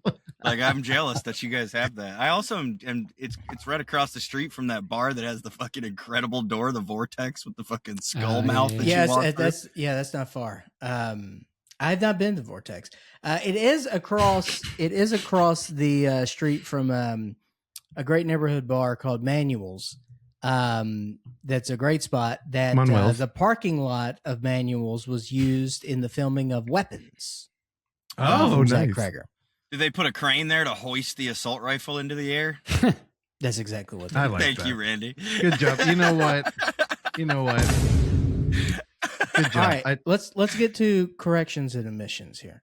Okay. Starting with Evan's coverage of the Napa Boys. Hell yeah. Oh no. Oh shit. To provide some further context about the great, That was on a Napa run-through Boys. episode too, in my defense. I before we understand. go I here. understand. I just Yeah, want, it felt want to provide a very little long. context. So the movie itself has the filmmaker, as we all know, the great Bugmain. Hell yeah. He Uncle Pelly. he said that this movie is like the American Pie remakes, the American Pie like Naked Mile, American Pie Band Camp. Okay. Those Yeah. American Pie VOD movies meets Sideways. Perfect description. Really. That is what this movie is. And it is done episodically. So we are in part 4. This is the initial. So he's Star Wars in this thing. Yeah. So we're starting in the middle of the journey. So we are to fill in the before and the after, like we did with all the other situations. Now, that's a big part of it. The other part of it is You ruin, just Evan, don't ruin punchlines. Don't ruin bits, dude. Dude. You ruined a very good bit of him shitting and coming in the wine. I should have probably not said as much about the shitting and coming. Yeah. And the sell point of the bit is his voice that he does. It when is. he's shitting and coming. I can't stop shitting and coming. Yeah, yeah. And I didn't even do that. Voice. I heard that shit. There we go. Yeah, it was. And come. Thank you so much. No, Napa Boys, it's just a throwback to that sort of, real vile, over the top, ridiculous, subversive comedy that I love. And so it was fun to see that in a theater. So when people get information wrong, I have to write it. So It feels like the less I got things wrong, the more I skipped over things and said things I shouldn't have. Right? There we go. Research. It's all about. It's just the thoughtfulness and the research. Had I reviewed Napa Boys alone too, would have got more stage time. That was on my. I've been gone for 2 weeks. I've reviewed like 6 movies, so I did the Dwayne the Rock Johnson rundown section. What I'm hearing is a lot of nice, polite deflecting,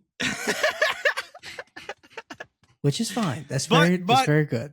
The voice, I will say, maybe I shouldn't have said the shitting and coming thing together. The voice, I really dropped the ball. I should have done the voice. There's also a great bit where the guy swallows a fish. There's very good physical comedy here. It's that was a very good movie. It's great. Also, I've showed several friends. Now, I also want to defend a movie. I think y'all talked about this movie last week. And I don't know why, but I feel like I have to defend some movies that are getting some undue hate, and I feel like The Passenger is getting a little more hate than it needs to. Passenger. No, I get confused. Thank you. There is The Passenger. That's the other thing. What's the Passenger? Carter Smith movie? Yeah, from Mars. No, with John with Carter Kyle, Smith what's Mars? his face? In it. I like that. That was good. Passengers. All right, here's the deal, Russell. I think I'm gonna give you creation of this term. Mm-hmm. Mall movies. Okay. This feels like a movie I would have seen between the year 2003 and 2009 in a mall somewhere, and I have a soft spot in my heart for those types of movies. And basically what I mean by that is a popcorn horror movie that is just, broad strokes here, dumb fun. And I think the execution of what we were doing here was pretty good.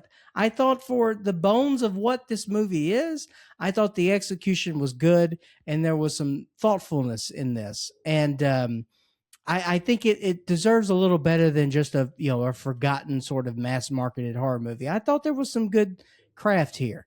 And the jump scares I thought were solid.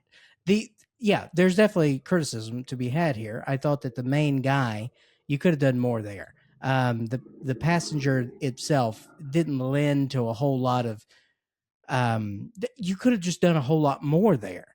But I think that, I don't know. I have no clue what the budget was. And I think that the effects were all good. The face melting thing at the end was really cool, I thought.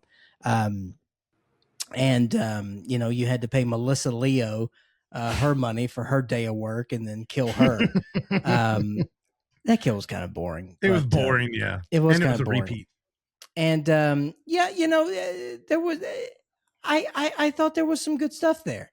But they could have done more with the preacher. Can you all hear character. the helicopter directly over our house? I do now. Hey, is Cauliflower Ear still there? He's gone? I'm muted. Yeah, sorry. No, he's gone or renovating. I don't know. Yeah, I haven't seen him. So no more motorcycles? That's tight. No, they're still here. Oh, are they? I haven't noticed. I don't know if it's him or what, but Or yeah, Jack? they're here. Is Jack still there?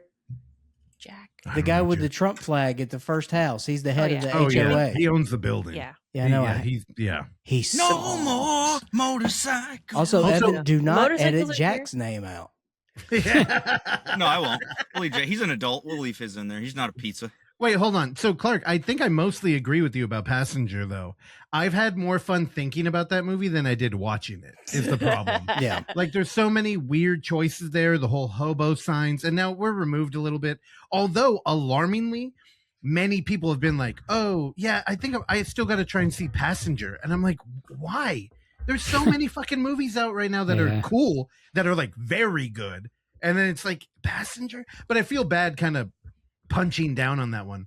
And again, I like the couple. I'm glad that a romance can actually be adult and good in a horror movie for once. And that third act, we didn't really talk about it at all, but that whole like finding that hidden road that's like metaphorical to the Church of Saint I liked what's a lot Kristoffer, of it. the patron saint of like travel. Like, dude, that's all the shit I'm into. So, and then like the hallucination of all these dead bodies, and they're trying to keep us out. I'm like, oh, this is interesting. Yeah. And then it just turned into like a vehicular manslaughter with a statue. Like, Yeah, what the fuck? Yeah, the ending was dumb, and it was like, the whole thing was very stupid. Like, but that's part of the deal for me. Like, you know, I don't count that against the movie. Truly, I just feel like that's part of the whole formula. So I'm just along for the ride. So it's just like, show me something excellent, show me something good, show me something that you put some thought into. Show me something good. But what was the other thing? It was like weirdly forgettable, though. I think even having enjoyed Just a it, lot of movies coming out. I mean, I still think about Obsession. Like, Yeah, you and everybody else. That movie's doing better every week. I know, but I haven't seen it again or anything. But like, I don't know. I haven't thought about Because you can't get a damn ticket. Well, that too. But I just look. I think it's important that who did Passenger? No idea. it was Andre who did Overdahl. Troll Hunter. Hold on. Here's the thing. Who sang that fucking cover in there? Oh, by the way, Russ, I called it. I was like, dude, they're gonna have some iteration of the Iggy Pop. They had to. I It's was there. like- and then I was like, it's gonna be shitty. And correct. Dude, terrible. It was fucking awful. I think when we got up, Sean was the first thing he said was like, dude, the fucking cover, man. And I'm like, it hurt. It was because the whole time with that title, I'm just thinking about that fucking song. And then you finally hear it in the end credits, and it's, it makes me mad. I know, but dude, rolling over in his premature grave. That's just what it is with, like, you see all these movie trailers. It's just repurposed cover songs. Yeah. That's all it is now. And it has been for 10 years. Yep. You know? But yeah, there was some, the whole thing of like, Melissa Leo's like, well, you can end it, but you got to go to this church in Colorado. And they're like, how do we get there? You'll find it. Fuck it, I'll take you. And then didn't even get past the parking lot. No. It's like, oh, sure. All we got to do is drive to a church in Colorado. Yeah. But because we found the hobo language, which we discovered in Act 1. Yeah. So it's Chekhov's hobo language. It's like, who cares? But yeah, honestly, you could have had more fun with the demon. Like, make him talk or something. I thought he had a cool look. I thought he looked cool. Mm-hmm. I thought it was a woman kind of at first. Me too. Thank you. I thought it was a girl. Randy, didn't you say that too? I don't remember. I thought, I thought it was a chick. Some of the shots he looked more ladylike than others. Yeah. So yeah, it could have been Lynn Shelton. Oh my God.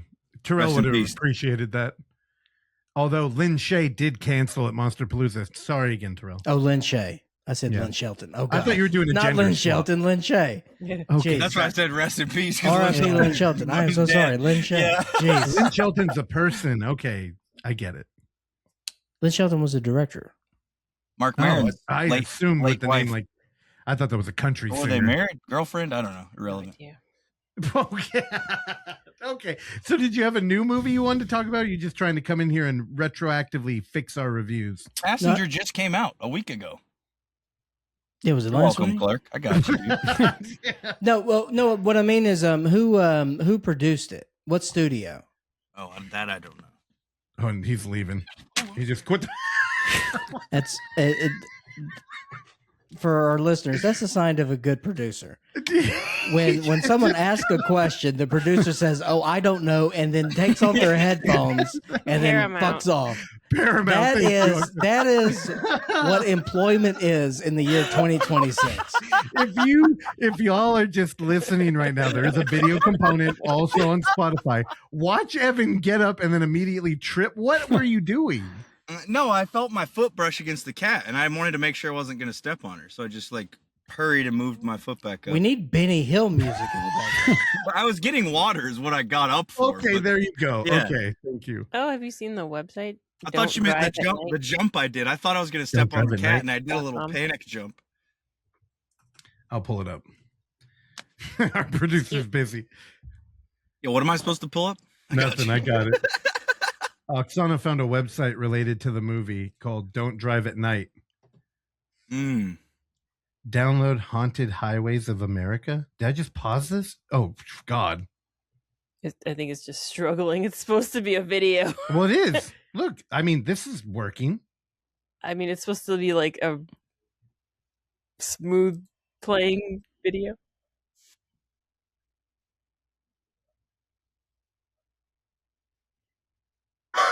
What is happening? Oh. What are we doing? Okay, what I have no idea.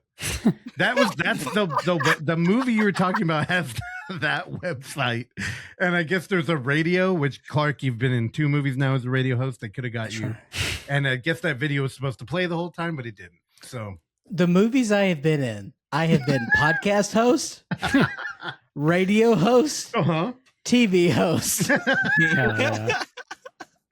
Dan, that's true. You're typecasted, dude. And naked. You need to be a game show host in one. We should write that. Oh, I'd love to be a game show host. Yeah, that'd work out. Let's do it. All right, done. Next gig booked. Okay. What about? Do you have another movie? What was the other thing? There was something else. One more grievance. Well, again, look. Here's the deal. Randy listens regularly as well. Yep. We are longtime listeners and lovers and sufferers along with everyone else. Mm-hmm. Long-time listeners, first-time callers. Yeah, and you won the raffle. That's why you're on the show. I just want to say this on the record, and because everything I say, and Russell, you know this, because it's taken you along. It's taken you. You took some hits with me, and you learned how I am. I learned how a lot. I operate, and it does come from a place of love. And so I just want everyone to know that everything I say is coming from a place of love. And no one needs to hear that more than the host that is not here, and Terrell Trotty. Yeah. Because let me tell you, every couple weeks, I feel a couple shots headed my way. They whiz by. And that's okay. That's fine. I just feel like that the love I have for Terrell is not reciprocated, and that's okay. Terrell, I am here, and everything is fine. Oh, if you want him to hear you, don't say anything about it on this show. There's no way he's going to listen to this. I'm going to make that a clip, and we're going to put it on Instagram. Okay, there you go. No, when his movie with Charlie came out, we watched it. Man, of course, he stole the movie. It was fantastic. So I sent him a message, and he sent a very nice reply. And I was like, "Yeah, dude, of course." So I was like, "You were great." And like, now I will say this: they did him dirty in his death. Charlie, you could have come up with a couple more bucks to give him a proper death in that movie, and you just kind of let him hanging. That's on you, Charlie. You take that hit. That character and Terrell deserve better than that. That's all I'm saying. And I just want that on the record. Y'all are playing silent because y'all are diplomatic, and that's very nice, and that's good. But I know that you agree with me. Well, I just haven't seen it. Oh my God, what is wrong with you? You fucking asshole. Bummer. God, you really are an asshole. You can't watch this movie. We watched it, and he hates us. Come on, dude. Here's the thing, and for everybody listening, if Terrell hates you, that means because he likes you, but he's convinced you hate him, so he's trying to beat you to the punch by hating you out loud. It's insecurities. No, I get it. The insecurity just annoys me, but I love it's brutal. Yeah, I want to watch it together with all of us. I know, and that is why Evan's waiting. He wants to do it in like an event setting. And in my defense, I'm real bad at that, waiting to watch something. I'll watch something without you in a heartbeat. He will. And Evan, I know you're waiting to watch a Koji film with me, unless you watched it. I haven't. I'm waiting. Okay, you're doing fantastic. This one's on me. The last two that even when you were in my fucking front room, you said, "I promise I will wait for you," and then watched it twice before I even found out. That hurt a little. Which one was that? Was that MDE or the other one? There's a long list. I don't know. All right. Well, did you have last thing? Yeah. And this is mainly, and I've told you about this before, but this is. I want you to write this down, okay? Because this is a Russell movie. Okay. And you need to watch this movie. And I told you about this movie, I think, a year ago when I saw it. And this is your annual reminder. Oh, wait. I already wrote it down. Shelby Oaks. Not all right. Well, yes, you do need to watch Shelby Oaks, but that's not for pleasure. Okay. It's not going to be a fun ride. I'm just going to tell you. All right, it's not going to be a fun ride. This is an Australian masterpiece. Oh. Called Bad Boy Bubby. And that's the most Clark Russell movie I think that we never covered. Cool. And that one I have regrets of not covering Bad Boy Bubby. I should have seen Bad Boy Bubby 20 years ago. Because then immediately I was in watching Bad Boy Bubby. I was like, why is this not my favorite movie of all time? Because I haven't seen this movie. But now I have seen this movie. So now I have seen my favorite movie of all time. It's up there. Let me tell you something. It's on my Letterboxd top 4. That doesn't mean nothing. That's up there. Bad Boy Bubby. Dude, I like the poster. Evan, have you not seen this either? I haven't. No. Are you aware of this movie? No, I've never heard of this. See, this is why I used to know a guy named Bad Boy Bubby though. When I smoked meth. Was he Australian?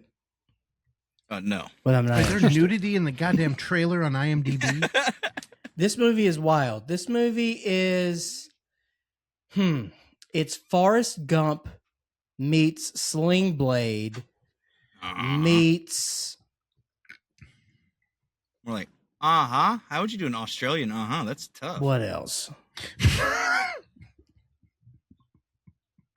What's the Jennifer Chambers Lynch movie with Vincent D'Onofrio? Chained.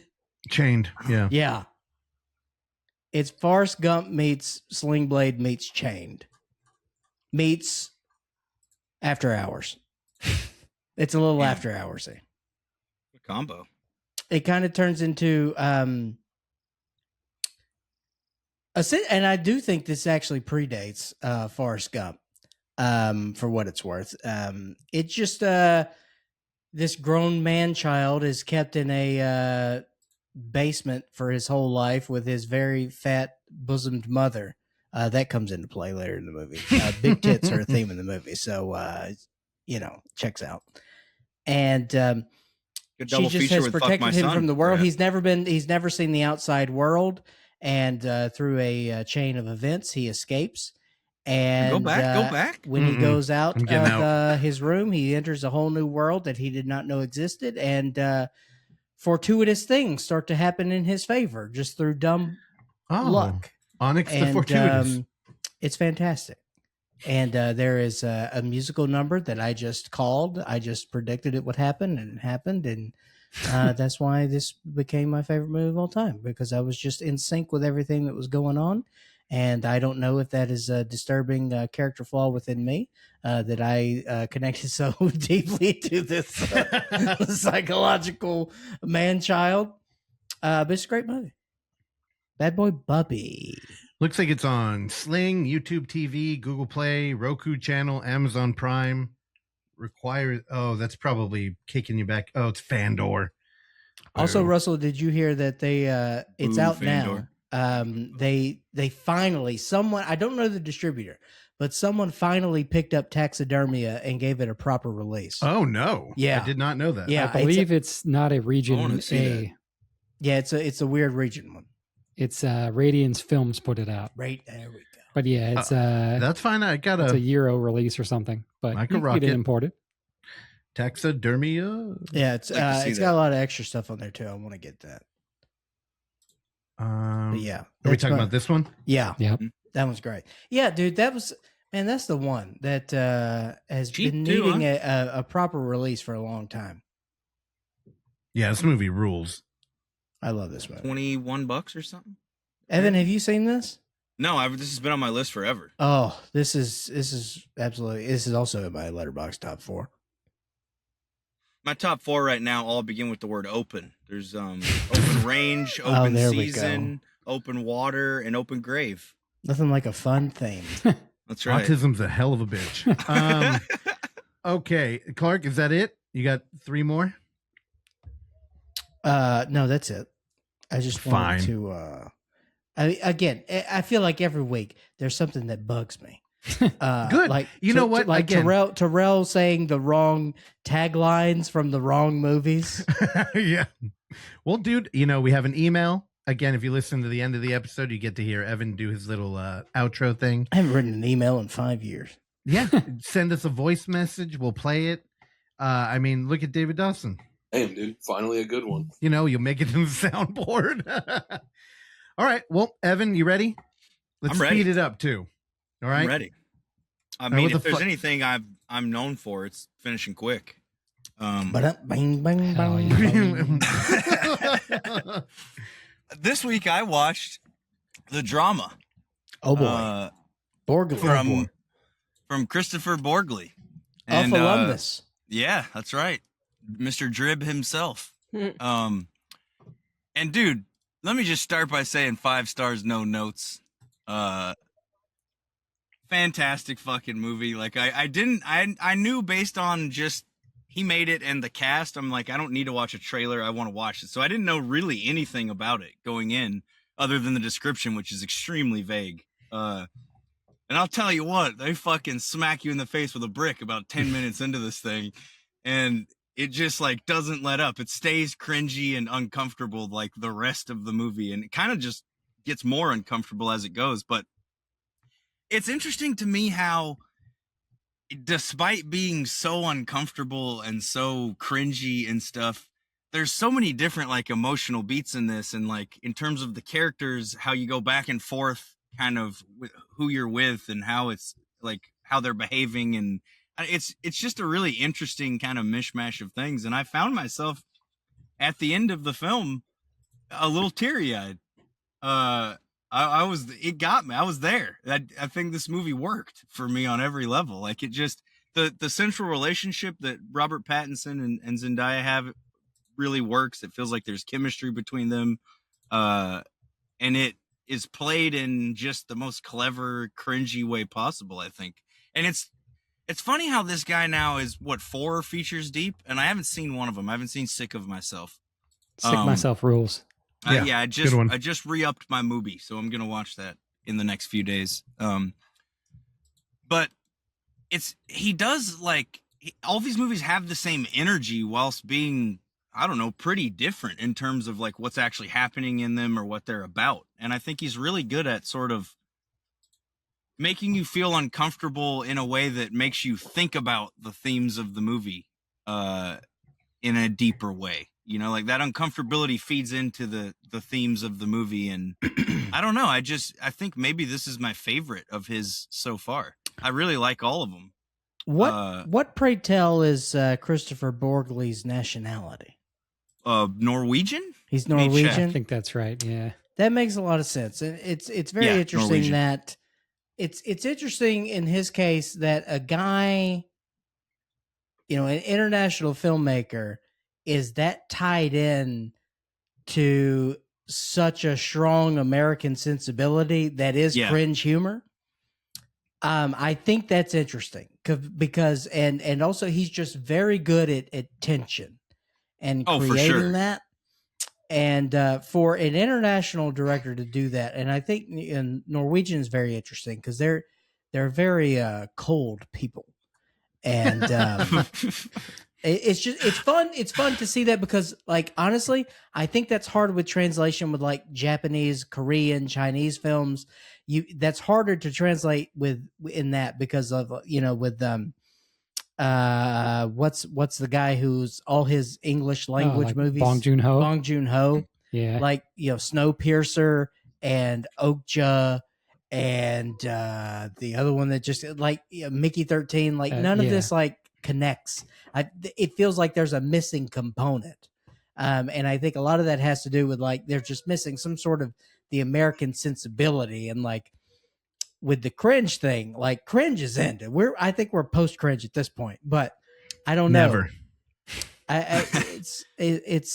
It's a big part of what we produce, and for a European to do that makes me curious. I think it does. You're kind of right though with we're at the post cringe thing, because it has, I think, a little of that in the way it injects other emotions into it. It's not just doing the cringe thing, whereas I think when we were like in the height of cringe comedy, that's all you had to do. It could just be cringe and it was fine, but like there's so much more to this. And it's just, there's like interstitials in this. He's just very creative with the, sort of cross-cutting and the editing with everything. The guy is uber talented. It's just, and I think, I'm with you, dude. It's, he knows how to tell a story, and what he does sort of with all the heavy awkwardness with everything is just really played out very well. And, Robert Pattinson is great with that. And Zendaya, man, she's just a talent. She's just 100%. really good. And, I am watching the last season of Euphoria. Is anyone joining me in that? I haven't seen a single second of Euphoria. Russell, did you ever watch cinematographer. I think I did see a few clips of Sydney Josh Sweeney, Engel actually. has been talking to me about that every chance he gets, though. He absolutely loves it. It is a beautiful mess. It is a bit of a catastrophe, and it is pretty hollow. But at the end of the day, it is really more focused on the character stuff and not so much on the plot. And honestly, I'm fine with that because who cares?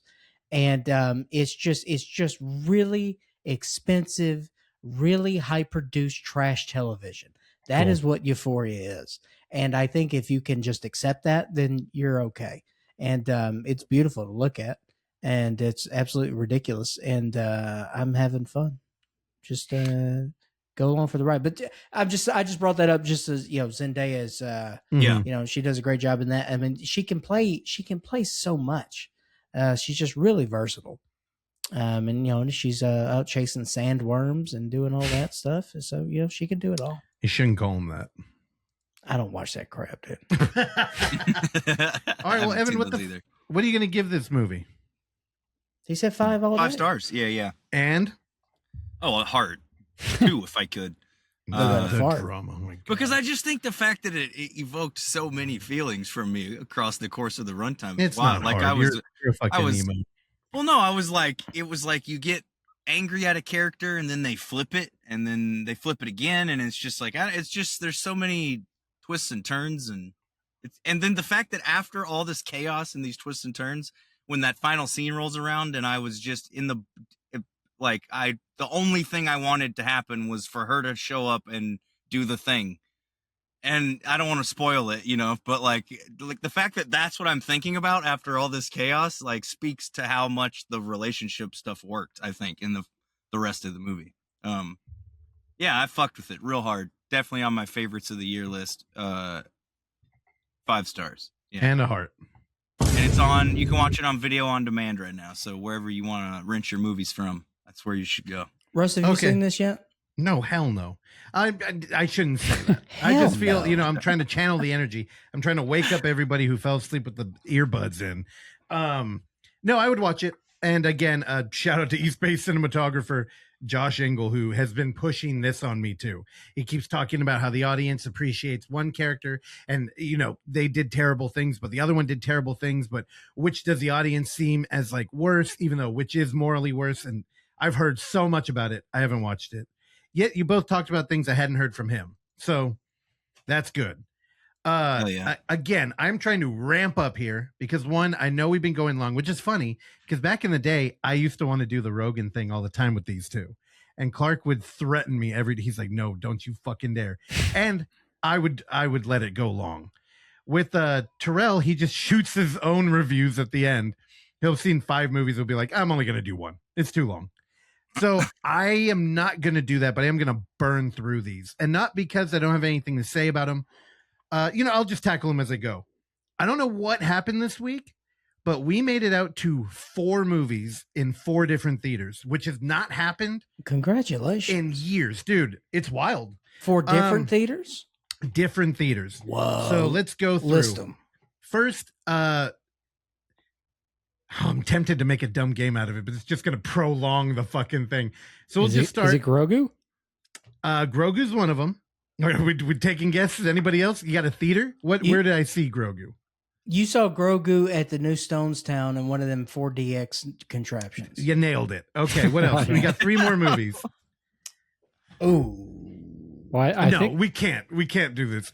Okay, first up, I want to mention that Jake Eisgar over and friends of everybody here has been so kind to us throughout the years, and I have not reciprocated. And he, was interested in getting us up there to do some intros. And recently, so if you're in the Bay Area, get ready. I think we're going to do these more often. Just like Tinsman Road that we mentioned early on. That was an easy one because it's a movie that we premiered at the Film Fest. But this past week, we had an intro for Carrie 2, The Rage.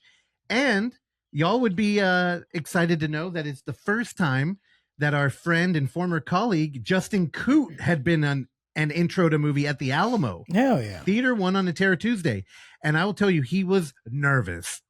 And I'm like, the sad thing is, Terror Tuesday is not what it was when y'all were out here. Yeah. It costs more money. It's usually later.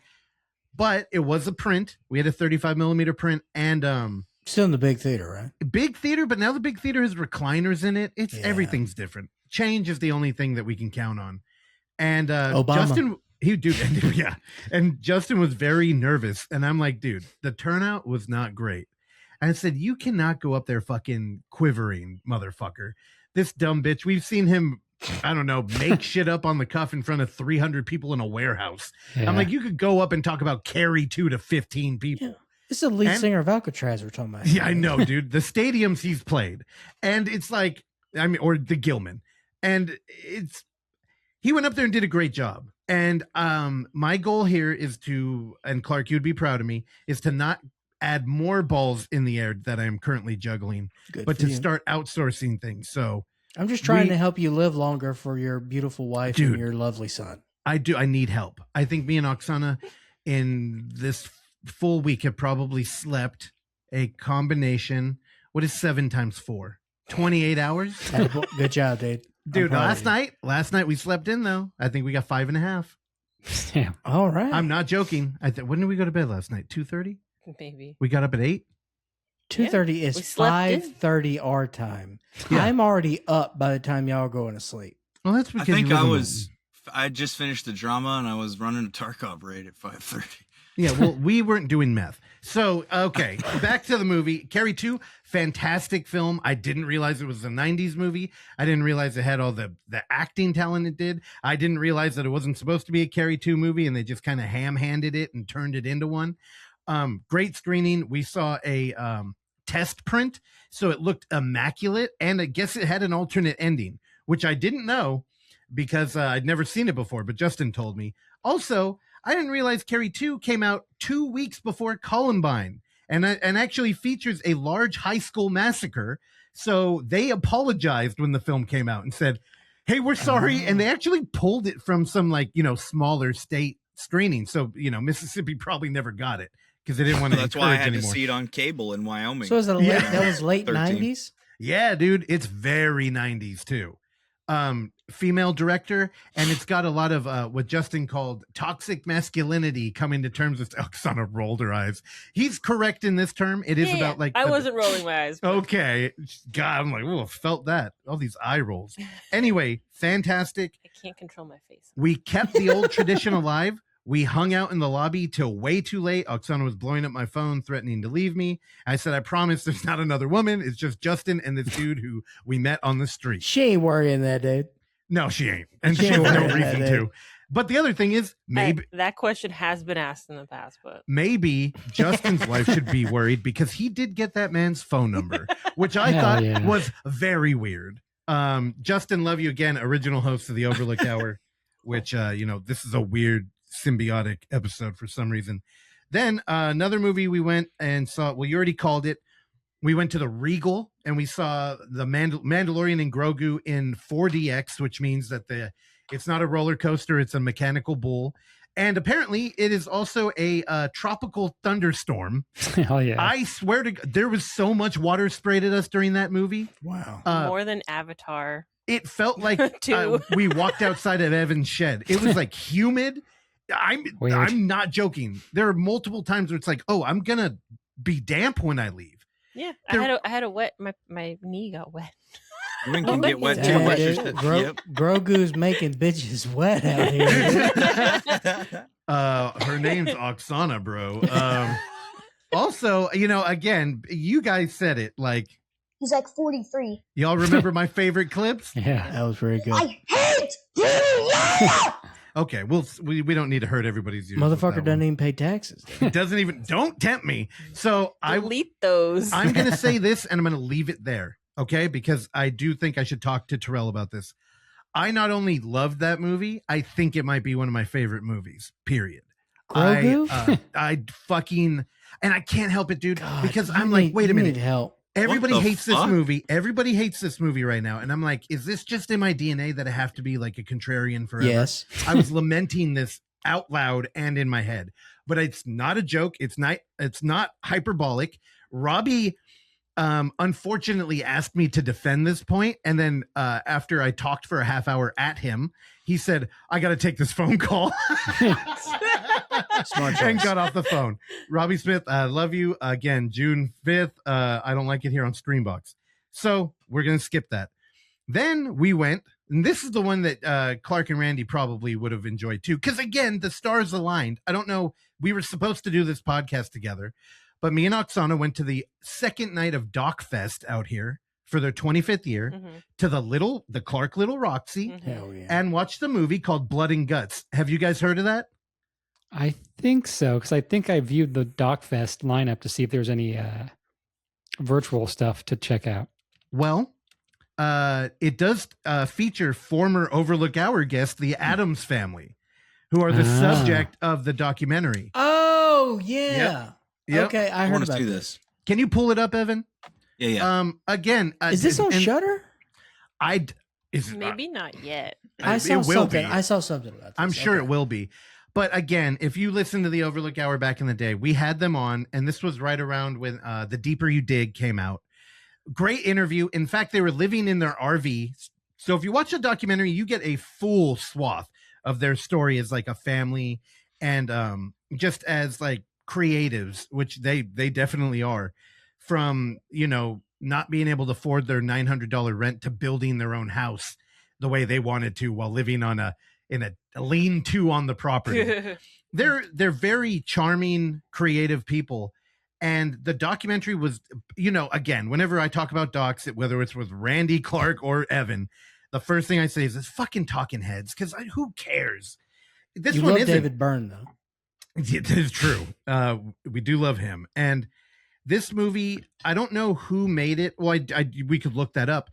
I mean, in the relationship to the Addams family, because they were there in the house for what felt like breakfast and when they're shopping for groceries. A lot of it felt like it was they filmed it, but there is a lot where they're talking to a person in their house and it felt very intimate. So it feels like they had friends make this movie, and you get a lot of great footage. The story, that's where you kind of lose me. So a lot of this directly connects to the Overlook Hour, because when we talked to them, they were in an RV, and in that episode, somebody banged on their door and told them to move, much like Passenger. And they're like, fuck, we have to. And we're like, dude, we're keeping it in the episode, which I don't think you can hear anymore because I lost it. That's a story I covered before on here. It kills me. I know. And, it was right in their COVID, and they were currently, Lulu had already moved out, but Zelda was still with them, and she was on the episode. This documentary is kind of about Zelda leaving as she got accepted into Columbia. And her dad, who's like a punk, and her mom, who's an actor, but they're very like progressive art people who are just like not living the regular 9-to-5 American life. They have mixed feelings about her leaving. And Lulu also went to college, and they had a very hard time with that. And Zelda was kind of it. So the empty nest is laid on strong, and great. I mean, you can feel the tension. They set up everything on how they got like famous, how movies is such a collaborative thing, especially with Zelda. And then she's going to leave. And then there's the third act of the movie. And it's like, they kind of make this point, I think, without trying to, where the family was worried that when Zelda was gone, like, well, should we still make movies? It's kind of the thing with her. And they try to make one, a studio thing. I won't ruin that for you, but the documentary also takes a dip without Zelda. There's like kind of a life, and it changes the vibe, and we kind of jump back and forth, and we keep in touch with her, but like, I don't know, it felt like a little bit too long. Maybe it's because we knew who they were too, that I wasn't like wide-eyed and learning everything with everybody else in the theater. But I thought it was okay. It's not my favorite. I love the Addams Family. The documentary's fine. I'd give that like a 3 with the heart because I'm not cruel. I do want to say though, as film festival organizers out here in the Bay Area, we went out, and it was in the Little Roxy, and we know how much it costs to rent that place. And I just, apparently the film festival operator was there who runs DocFest, but we missed him. Of course, Clark, Randy, you would appreciate this, especially because I remember Eyes of My Mother showing up. It's so late that we deployed Randy. This That's time, right. The stars, dude. We got there at the screen time. Little Roxy, no trailers or anything, especially for a film fest. And again, the stars were right there on the corner. This may be the best parking we've ever got because the car just moved right when we were there. And if that didn't happen, we weren't going to make that movie. Insane. It's just insane. But there was no like fanfare for DocFest. I didn't see a logo. Do they have a poster this year? There was no handouts, no schedule, no intro, no Q&A. There was nothing. And apparently that ticket was fucking how much? I can look it up. It was 20 something. $25, I think. I don't think it was 20. I think it was like between 20 and 25. That's a hefty fucking Most ticket. of the Atlanta Film Festival ones were like 17. They were like basically 20 after tax or whatever, like just below 20. But am I wrong here? I know we go way too far in that like culture, posters, shit direction, but I'm like, was there any indication that it was part of a festival at all? Which I do know, if you guys remember Jai Love, when we talked to him, I think we saw Dead Hands Dig Deep at Slam. What the fuck was it? It was a music fest out here. Same thing though, where it's like, wait, this is part of a festival, and it's like you look around the room, and Jai Love was there. And it was like, oh, like, why are you here? Like, what the fuck? You're from Australia. And yeah, I don't know. It just weirds me out. Again, we do a film fest, so maybe that's like why. But yeah, I don't know. I think you guys should watch it just because we know them. Yeah. And it's pretty interesting, but like, I don't know. Don't go out of your way. And then last but not least, a movie that we all saw except for Evan, who doesn't have new movies showing in his area. It's not his fault. They don't even have paved roads. What are you gonna do? Get to the Grand, dude. It takes 50 minutes to get over there, an hour. Well, life is hard. Welcome to the South. Everything's an hour away. Yeah.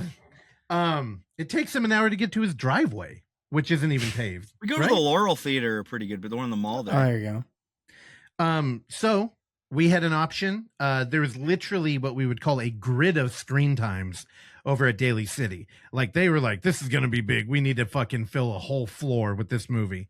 And of course, we're talking about the Backrooms, also a local filmmaker, by the way. But we were like, should we go to Daly City and have like a rich crowd and really relive this movie moment?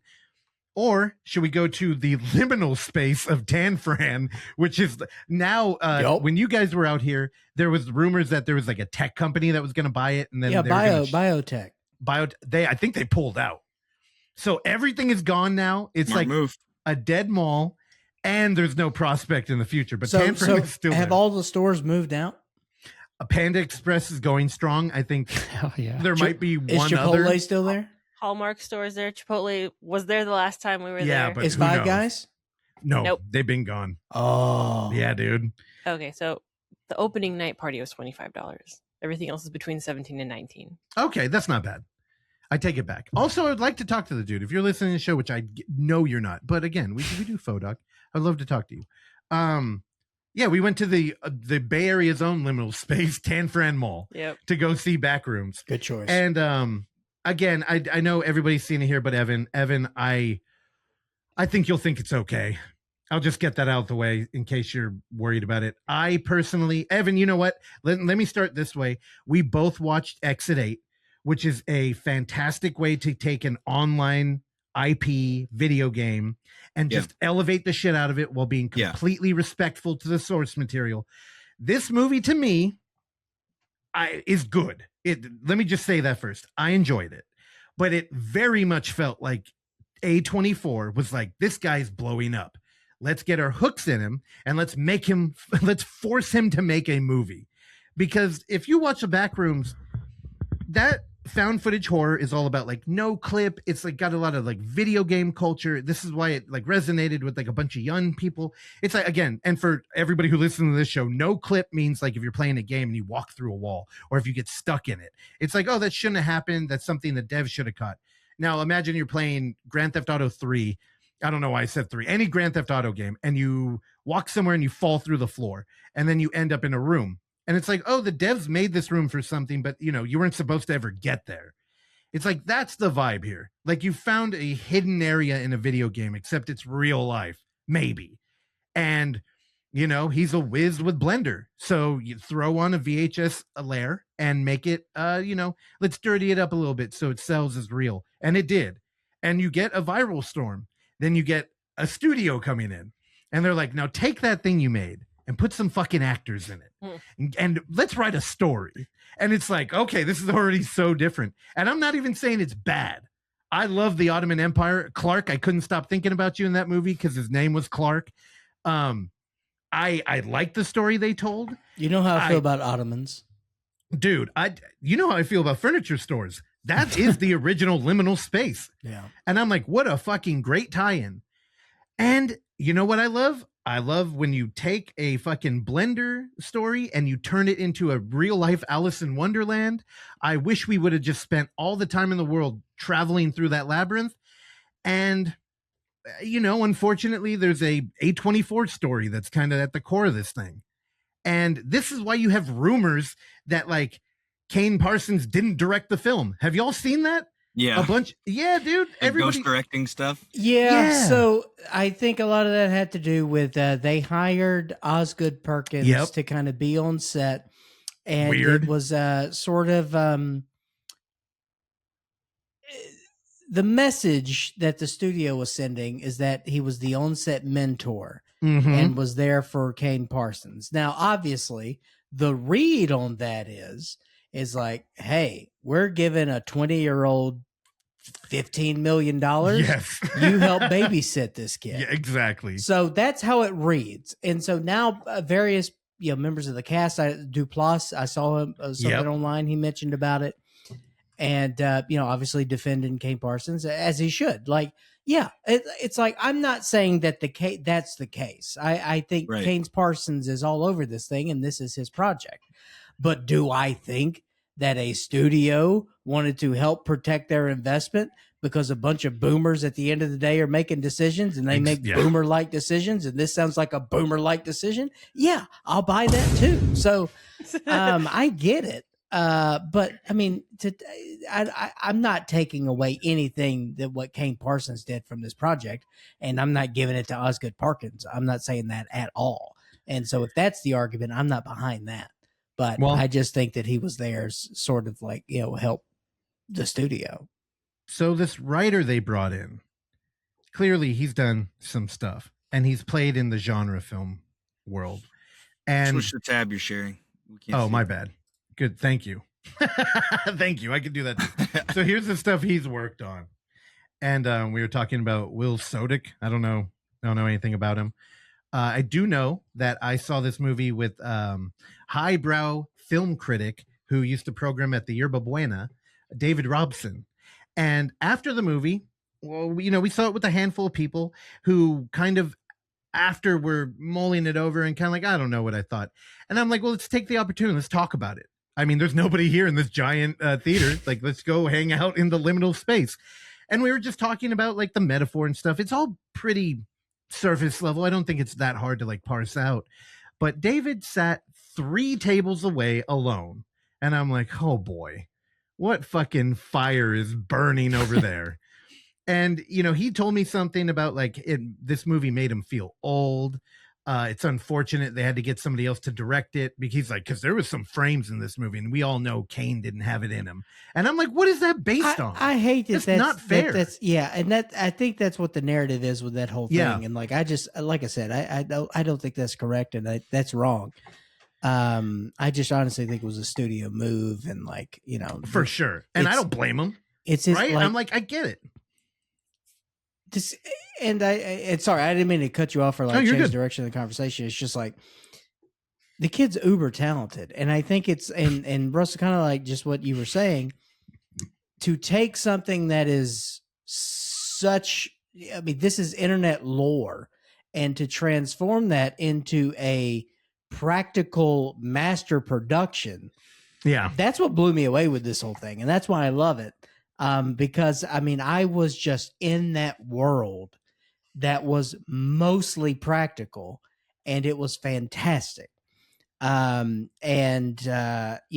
talk about all the other stuff, but like, that's the big selling point for me. Mm-hmm. And like, that's him, and so, he created that world and, I think there was, good additions. I think part of that still was Blender, I think somewhat, but I think there had to be, especially at the end with the ladder thing and going through the ceiling, that scene was great. And that was fantastic. But yeah, man, the practical stuff was just fantastic. Yeah. And it also felt a little, as above, so below-y. Oh, it did. Yeah. No, I like that comparison. Yeah. I feel you wiggling over there. That's why I'm like, you want to get in here? I was reading the trivia on IMDb. Anything good you want to share? Just that it's the first one says that A24 pitched him the script. Okay. Oh wait, I guess they pitched him a movie. Never mind. No. Okay. Take it back. Again, it's put on hold because of the strike and everything. But Russ, I get you 100%. I mean, yes. All right, there's a lot to cover here, but I would say, yes, I agree with you that A24 saw money signs. Of course, that's what they do. Like, of course. Yeah, this was a, I think is going to turn out to be a very smart investment on A24's part. I think that's where we're headed. This is a smart move. However, the other side of that is, man, I'm with you. And I was trying to make this argument talking about Passenger. Is that I'm getting it. Maybe it's because I've known you for 10 years and you're very strong personality, can just wear you down at times. And maybe a little bit of that is rubbed off on me. But I'm telling you to tell you this. I'm getting a little bit of A24 fatigue. Okay. Yeah. And I have been for quite some time. Now I appreciate what they do. We need A24. I get that. But the problem is the stupid people in this country think that they are the tastemakers of everything that is cinematic and everything that is released in theaters. And that is the brain virus that we have in this country. And A24 and Neon are responsible. And Neon's not as good. Neon has more Oscars. Neon is genre forward, at least in the Neon the Venn has more diagram where Oscars? I've crossed them. Nobody cares about the Oscars but you and Randy anymore. They got the hardware. There's a reason they didn't charge for those tickets, Clark. Okay, even with Conan. I'm getting it with Neon too. But what did it for me was last year when we saw Friendship. We saw Friendship. Friendship's fantastic. Oh, okay, but here's my problem. Also, a movie Evan was supposed to watch with me, by the way. That's the other one that I was referencing. That one. My problem isn't anything to do with Friendship. My problem is it was a sold out show. Great. Love it. Yeah. I love a comedy in the summer is selling out. Fantastic. And it's by Tim Robinson, a weird sketch guy. I Mhm. love that. That's great. But I get the line's out the door, and we're finding our place in line, and then other people start, filing in lines. That's how lines work. And the guy Thank you. comes up and he says, "Is this the line for the new A24 movie?" oh, And at that point, my penis oh no, just went fully inside my body into my butthole. Yep. And I started to fuck myself. No, it's just like, what? I was like, who has ever done that?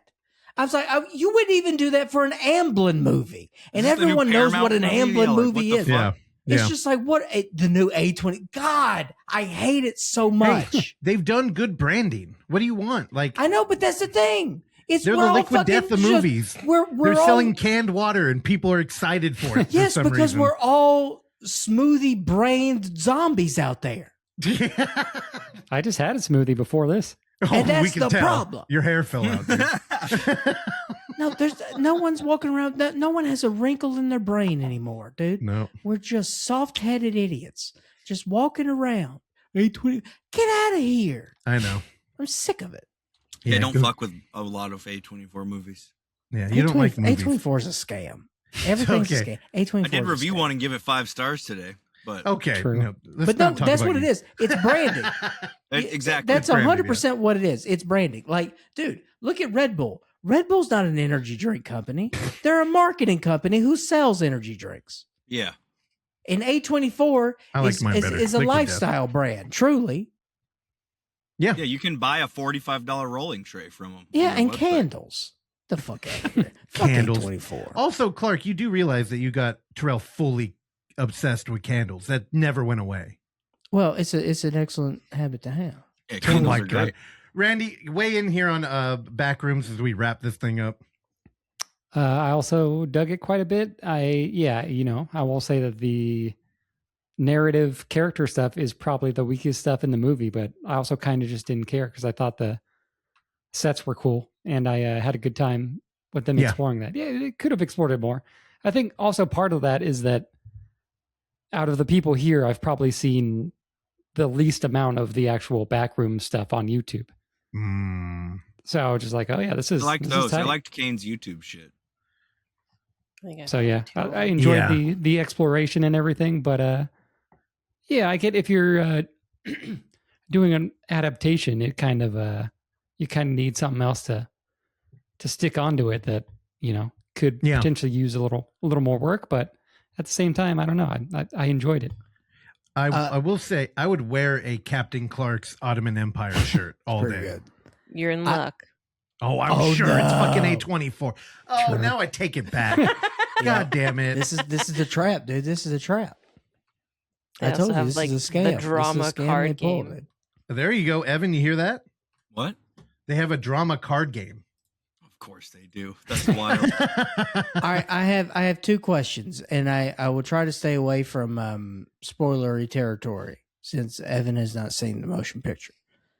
You can get wallpaper. Oh my God, dude! You can get a $12 2-inch square of wallpaper that you could probably just go to Lowe's and get. Also, Kane Parsons $12 said will get you a that sheet of it. wallpaper is the wallpaper he has in his home. Oh, For what it's worth, which I did It lives in enjoy. Palo Alto or something, right? Well, he probably doesn't have any left was in he his home now 'cause Marin? they're selling Is that them. where he's from? Is he? I think he was born in Petaluma. I don't know where he lives currently. Petaluma. Okay. Oh, he's a farm boy. He's a country boy. Okay, he's out there in cow land, dude. Oh my God, this doesn't stop. Dude, I'm telling you, it's the A24 shop. It's crazy. All right, 2 questions. Question number 1. What did y'all think about the Captain Clark himself? I liked him. I thought it was great. Yeah. It honestly was freaky looking. I thought he looked perfect. What the fuck is this Yeah, I fake liked ass him a baby Yoda? What the fuck? Oh, yeah, You never let's- saw The Legend of Ochi, dude? Yeah, you never It's saw not it. very good. Hold on. Ochi's no Warfare Grogu. rules, though. Yeah, Warfare was tight. Speaking What of Baby was it? Yoda, you didn't even talk about all the Babu Fricks, dude.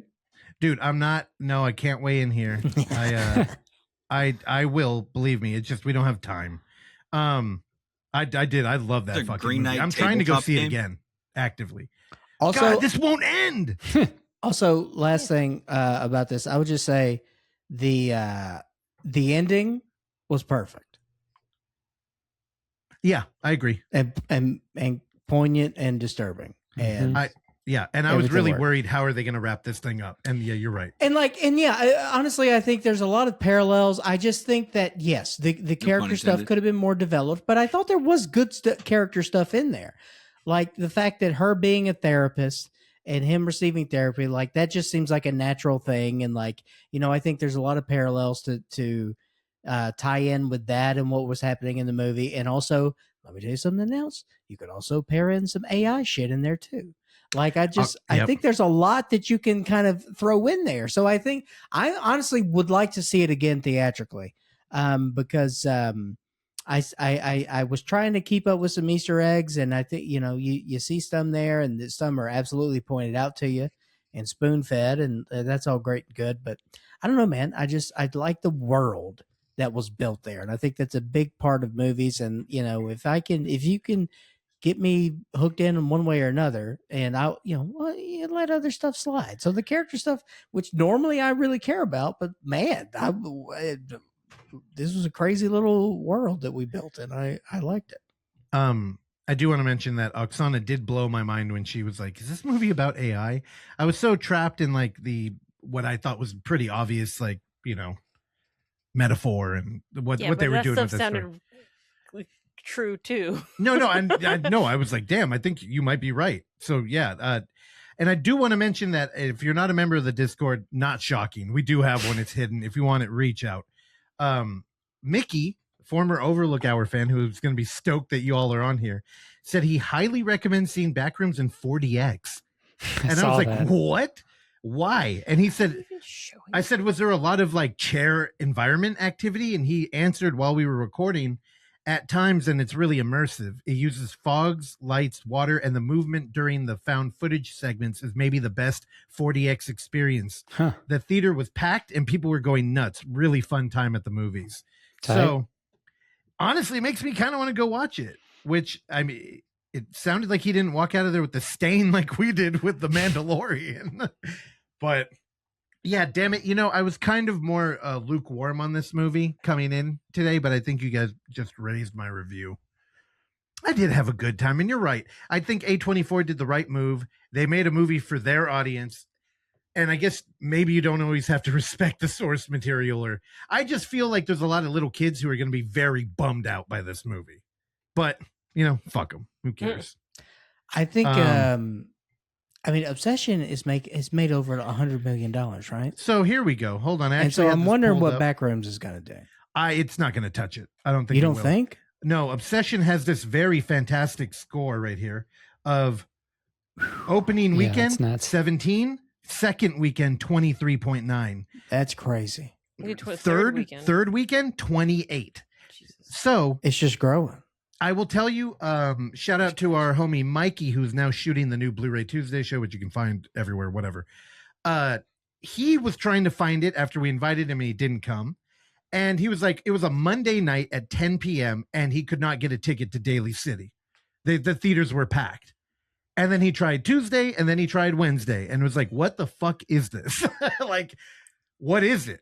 And it's still happening. It's snowballing. So I don't know. I think Blumhouse got fucking lucky snatching up Curry over Kane. I feel so bad for Kane with people coming in here. He didn't direct the movie. I'm like, and it was like a shot at Osgood too. Well, Osgood, I like him. I could see him maybe doing that, but no, I just think that's a studio protecting their investment, and what's his name has done several things for them. So yeah. I get it, but like to turn that into this is not his movie. That's just not. I don't mean. This is not a Alan Smithy situation. Like, fuck off with all this shit. Let's wrap this up. We officially hit like Overlook Hour time on this too. We're 2 hours and 20 minutes. And here I thought it was just that I couldn't shut up, but I guess I just like talking to you guys. So, Evan, I'm glad you could stay and watch. Yeah, dude. Yeah. Evan, I honestly, it was cool getting to hear you. I know we had you on the show back in the Overlook as like a guest, and the only thing I remember that about it was asking how you ended up divorcing your wife, and Clark yelling at me for a long time. That's the only thing I remember. You're rude. You can be rude. Nah, it's an icebreaker. We're all having fun. You're also post cringe. You also you poke too much, dude. You're too nosy. I can't help it. I'm curious. I about know people. you can't help it. You're nosy and you're a rat. You can hold no internal information, dude. Damn it. Rats don't go in there. I wanted to hit that sooner, but no. On that note, thank you guys for hanging out. It's been long overdue. Terrell, I have not been plotting this. There's no way in hell, if even Terrell clicks into this, which he might, that he's making it right here. But Terrell, just know that we love you, and we know that to exit this episode, the only way to do it is to mention you and remind you that we love you. Clark, Randy, I love you guys more than anything. If y'all missed them and the Overlook Hour, tune in to fucking Enough. They're still working, and they're doing fantastic work, by the way. Clark, I know I've told you both already, but Randy was there, and it was a witness of how well Late Night Return played in that theater. It was fantastic. And I'm proud of you guys, and I'm jealous that y'all are still making art and doing fun shit on the other side of the goddamn country without me. Well, to be fair, like we all worked on this. Everybody in this room all worked on it together. So, you know, it's, and that was the fun thing. And, you know, when the first one hit on virtual thing, you know, everything went well. And we had one specific episode that required a little bit more work than another one. And, you know, that was the one that we were all a little nervous about. And then when it aired, it's like, we all kind of felt relieved and it was all good. And, you know, everybody did a great job, and Evan crushed it on the edit with the music and everything. And so, you know, credit goes to everybody, because it was just fun to do. And we're happy to do more.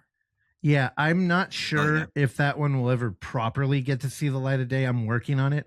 But Clark does sing an Olivia Rodrigo song in character, doing a voice in a home studio that they built. And Evan did a fantastic job creating a music video that fit the vibe properly. And Alex Hara is a huge fan of that, filmmaker, also collaborator now with us. But when we had a meeting with her last, dude, Alex was just like, that was the best experience late night. And just to like kind of stumble upon that felt like otherworldly. So yeah, okay, enough patting ourselves nice on the back. Hear. Yeah, well, I love and miss you guys, but we got a lot of work to do in the future, so I'm sure we'll see you again. Yeah, love y'all. Oh, and one more thing for Terrell, since we want to leave Terrell nuggets at the end of the episode. Terrell, friend of the show, Uwe Boll, new movie dropping June 19th. Let's go. Oh, shit. Starring Army Hammer, Citizen Vigilante. Oh, shit. Oh, he's bringing Army Hammer out of movie jail. In actual jail, maybe. Yeah, the Skanks already had him on. Also, before we can wrap it. Yeah, we can wrap this up. But the one thing about Backrooms I forgot, Terrell was getting messages from people saying no black man would ever go in there, and I was like, why does this feel like the most racist shit I've ever heard? It's the Backrooms. Oh, on that note, I love you guys. Thanks for listening. Love y'all. BET remake. Love y'all. Black Rooms. That's where Cat Williams should pop up. Certainly the Black Rooms will be covered in Scary Movie. No. Oh, dude, yeah. I think they missed it. Which I am not going to see. Oh, you're an idiot. Okay, end this. I hate them now. Are you still recording? Unreal. Yeah, I'm just trying to process what he just said, dude. I'm not going to see Scary Movie, dude. You're an idiot. The trailers look awful. The movie looks fantastic. You're awful. I got blood in my goddamn perm. No, give me Lethal Weapon all day long, dude. What do you want to see? Bus Boys or whatever the fuck that is? What is that shit? Bellhops? Liam Neeson. What did he just do? Bus Naked Boys. Gun. Give me Naked Gun. Yeah, Bus Boys. I was right. Yeah. Yeah. Sorry, we were on two different. I wasn't all right, trying are we done? Phil Clark. Yeah, I'm trying. Evan's no, this is joke. still in the episode at this point. Get this but we'll shit see y'all out of here. later. Love y'all. Thanks for listening to Footage Foreplay. If you enjoy the show, please consider leaving a review, sharing it with a friend, or simply hitting like. These small gestures are a great free way to support this mayhem, and if you find some footage we should be fondling, email us at footageforeplay@gmail.com. Check back every Tuesday and Thursday for new episodes, and remember, don't skip the foreplay.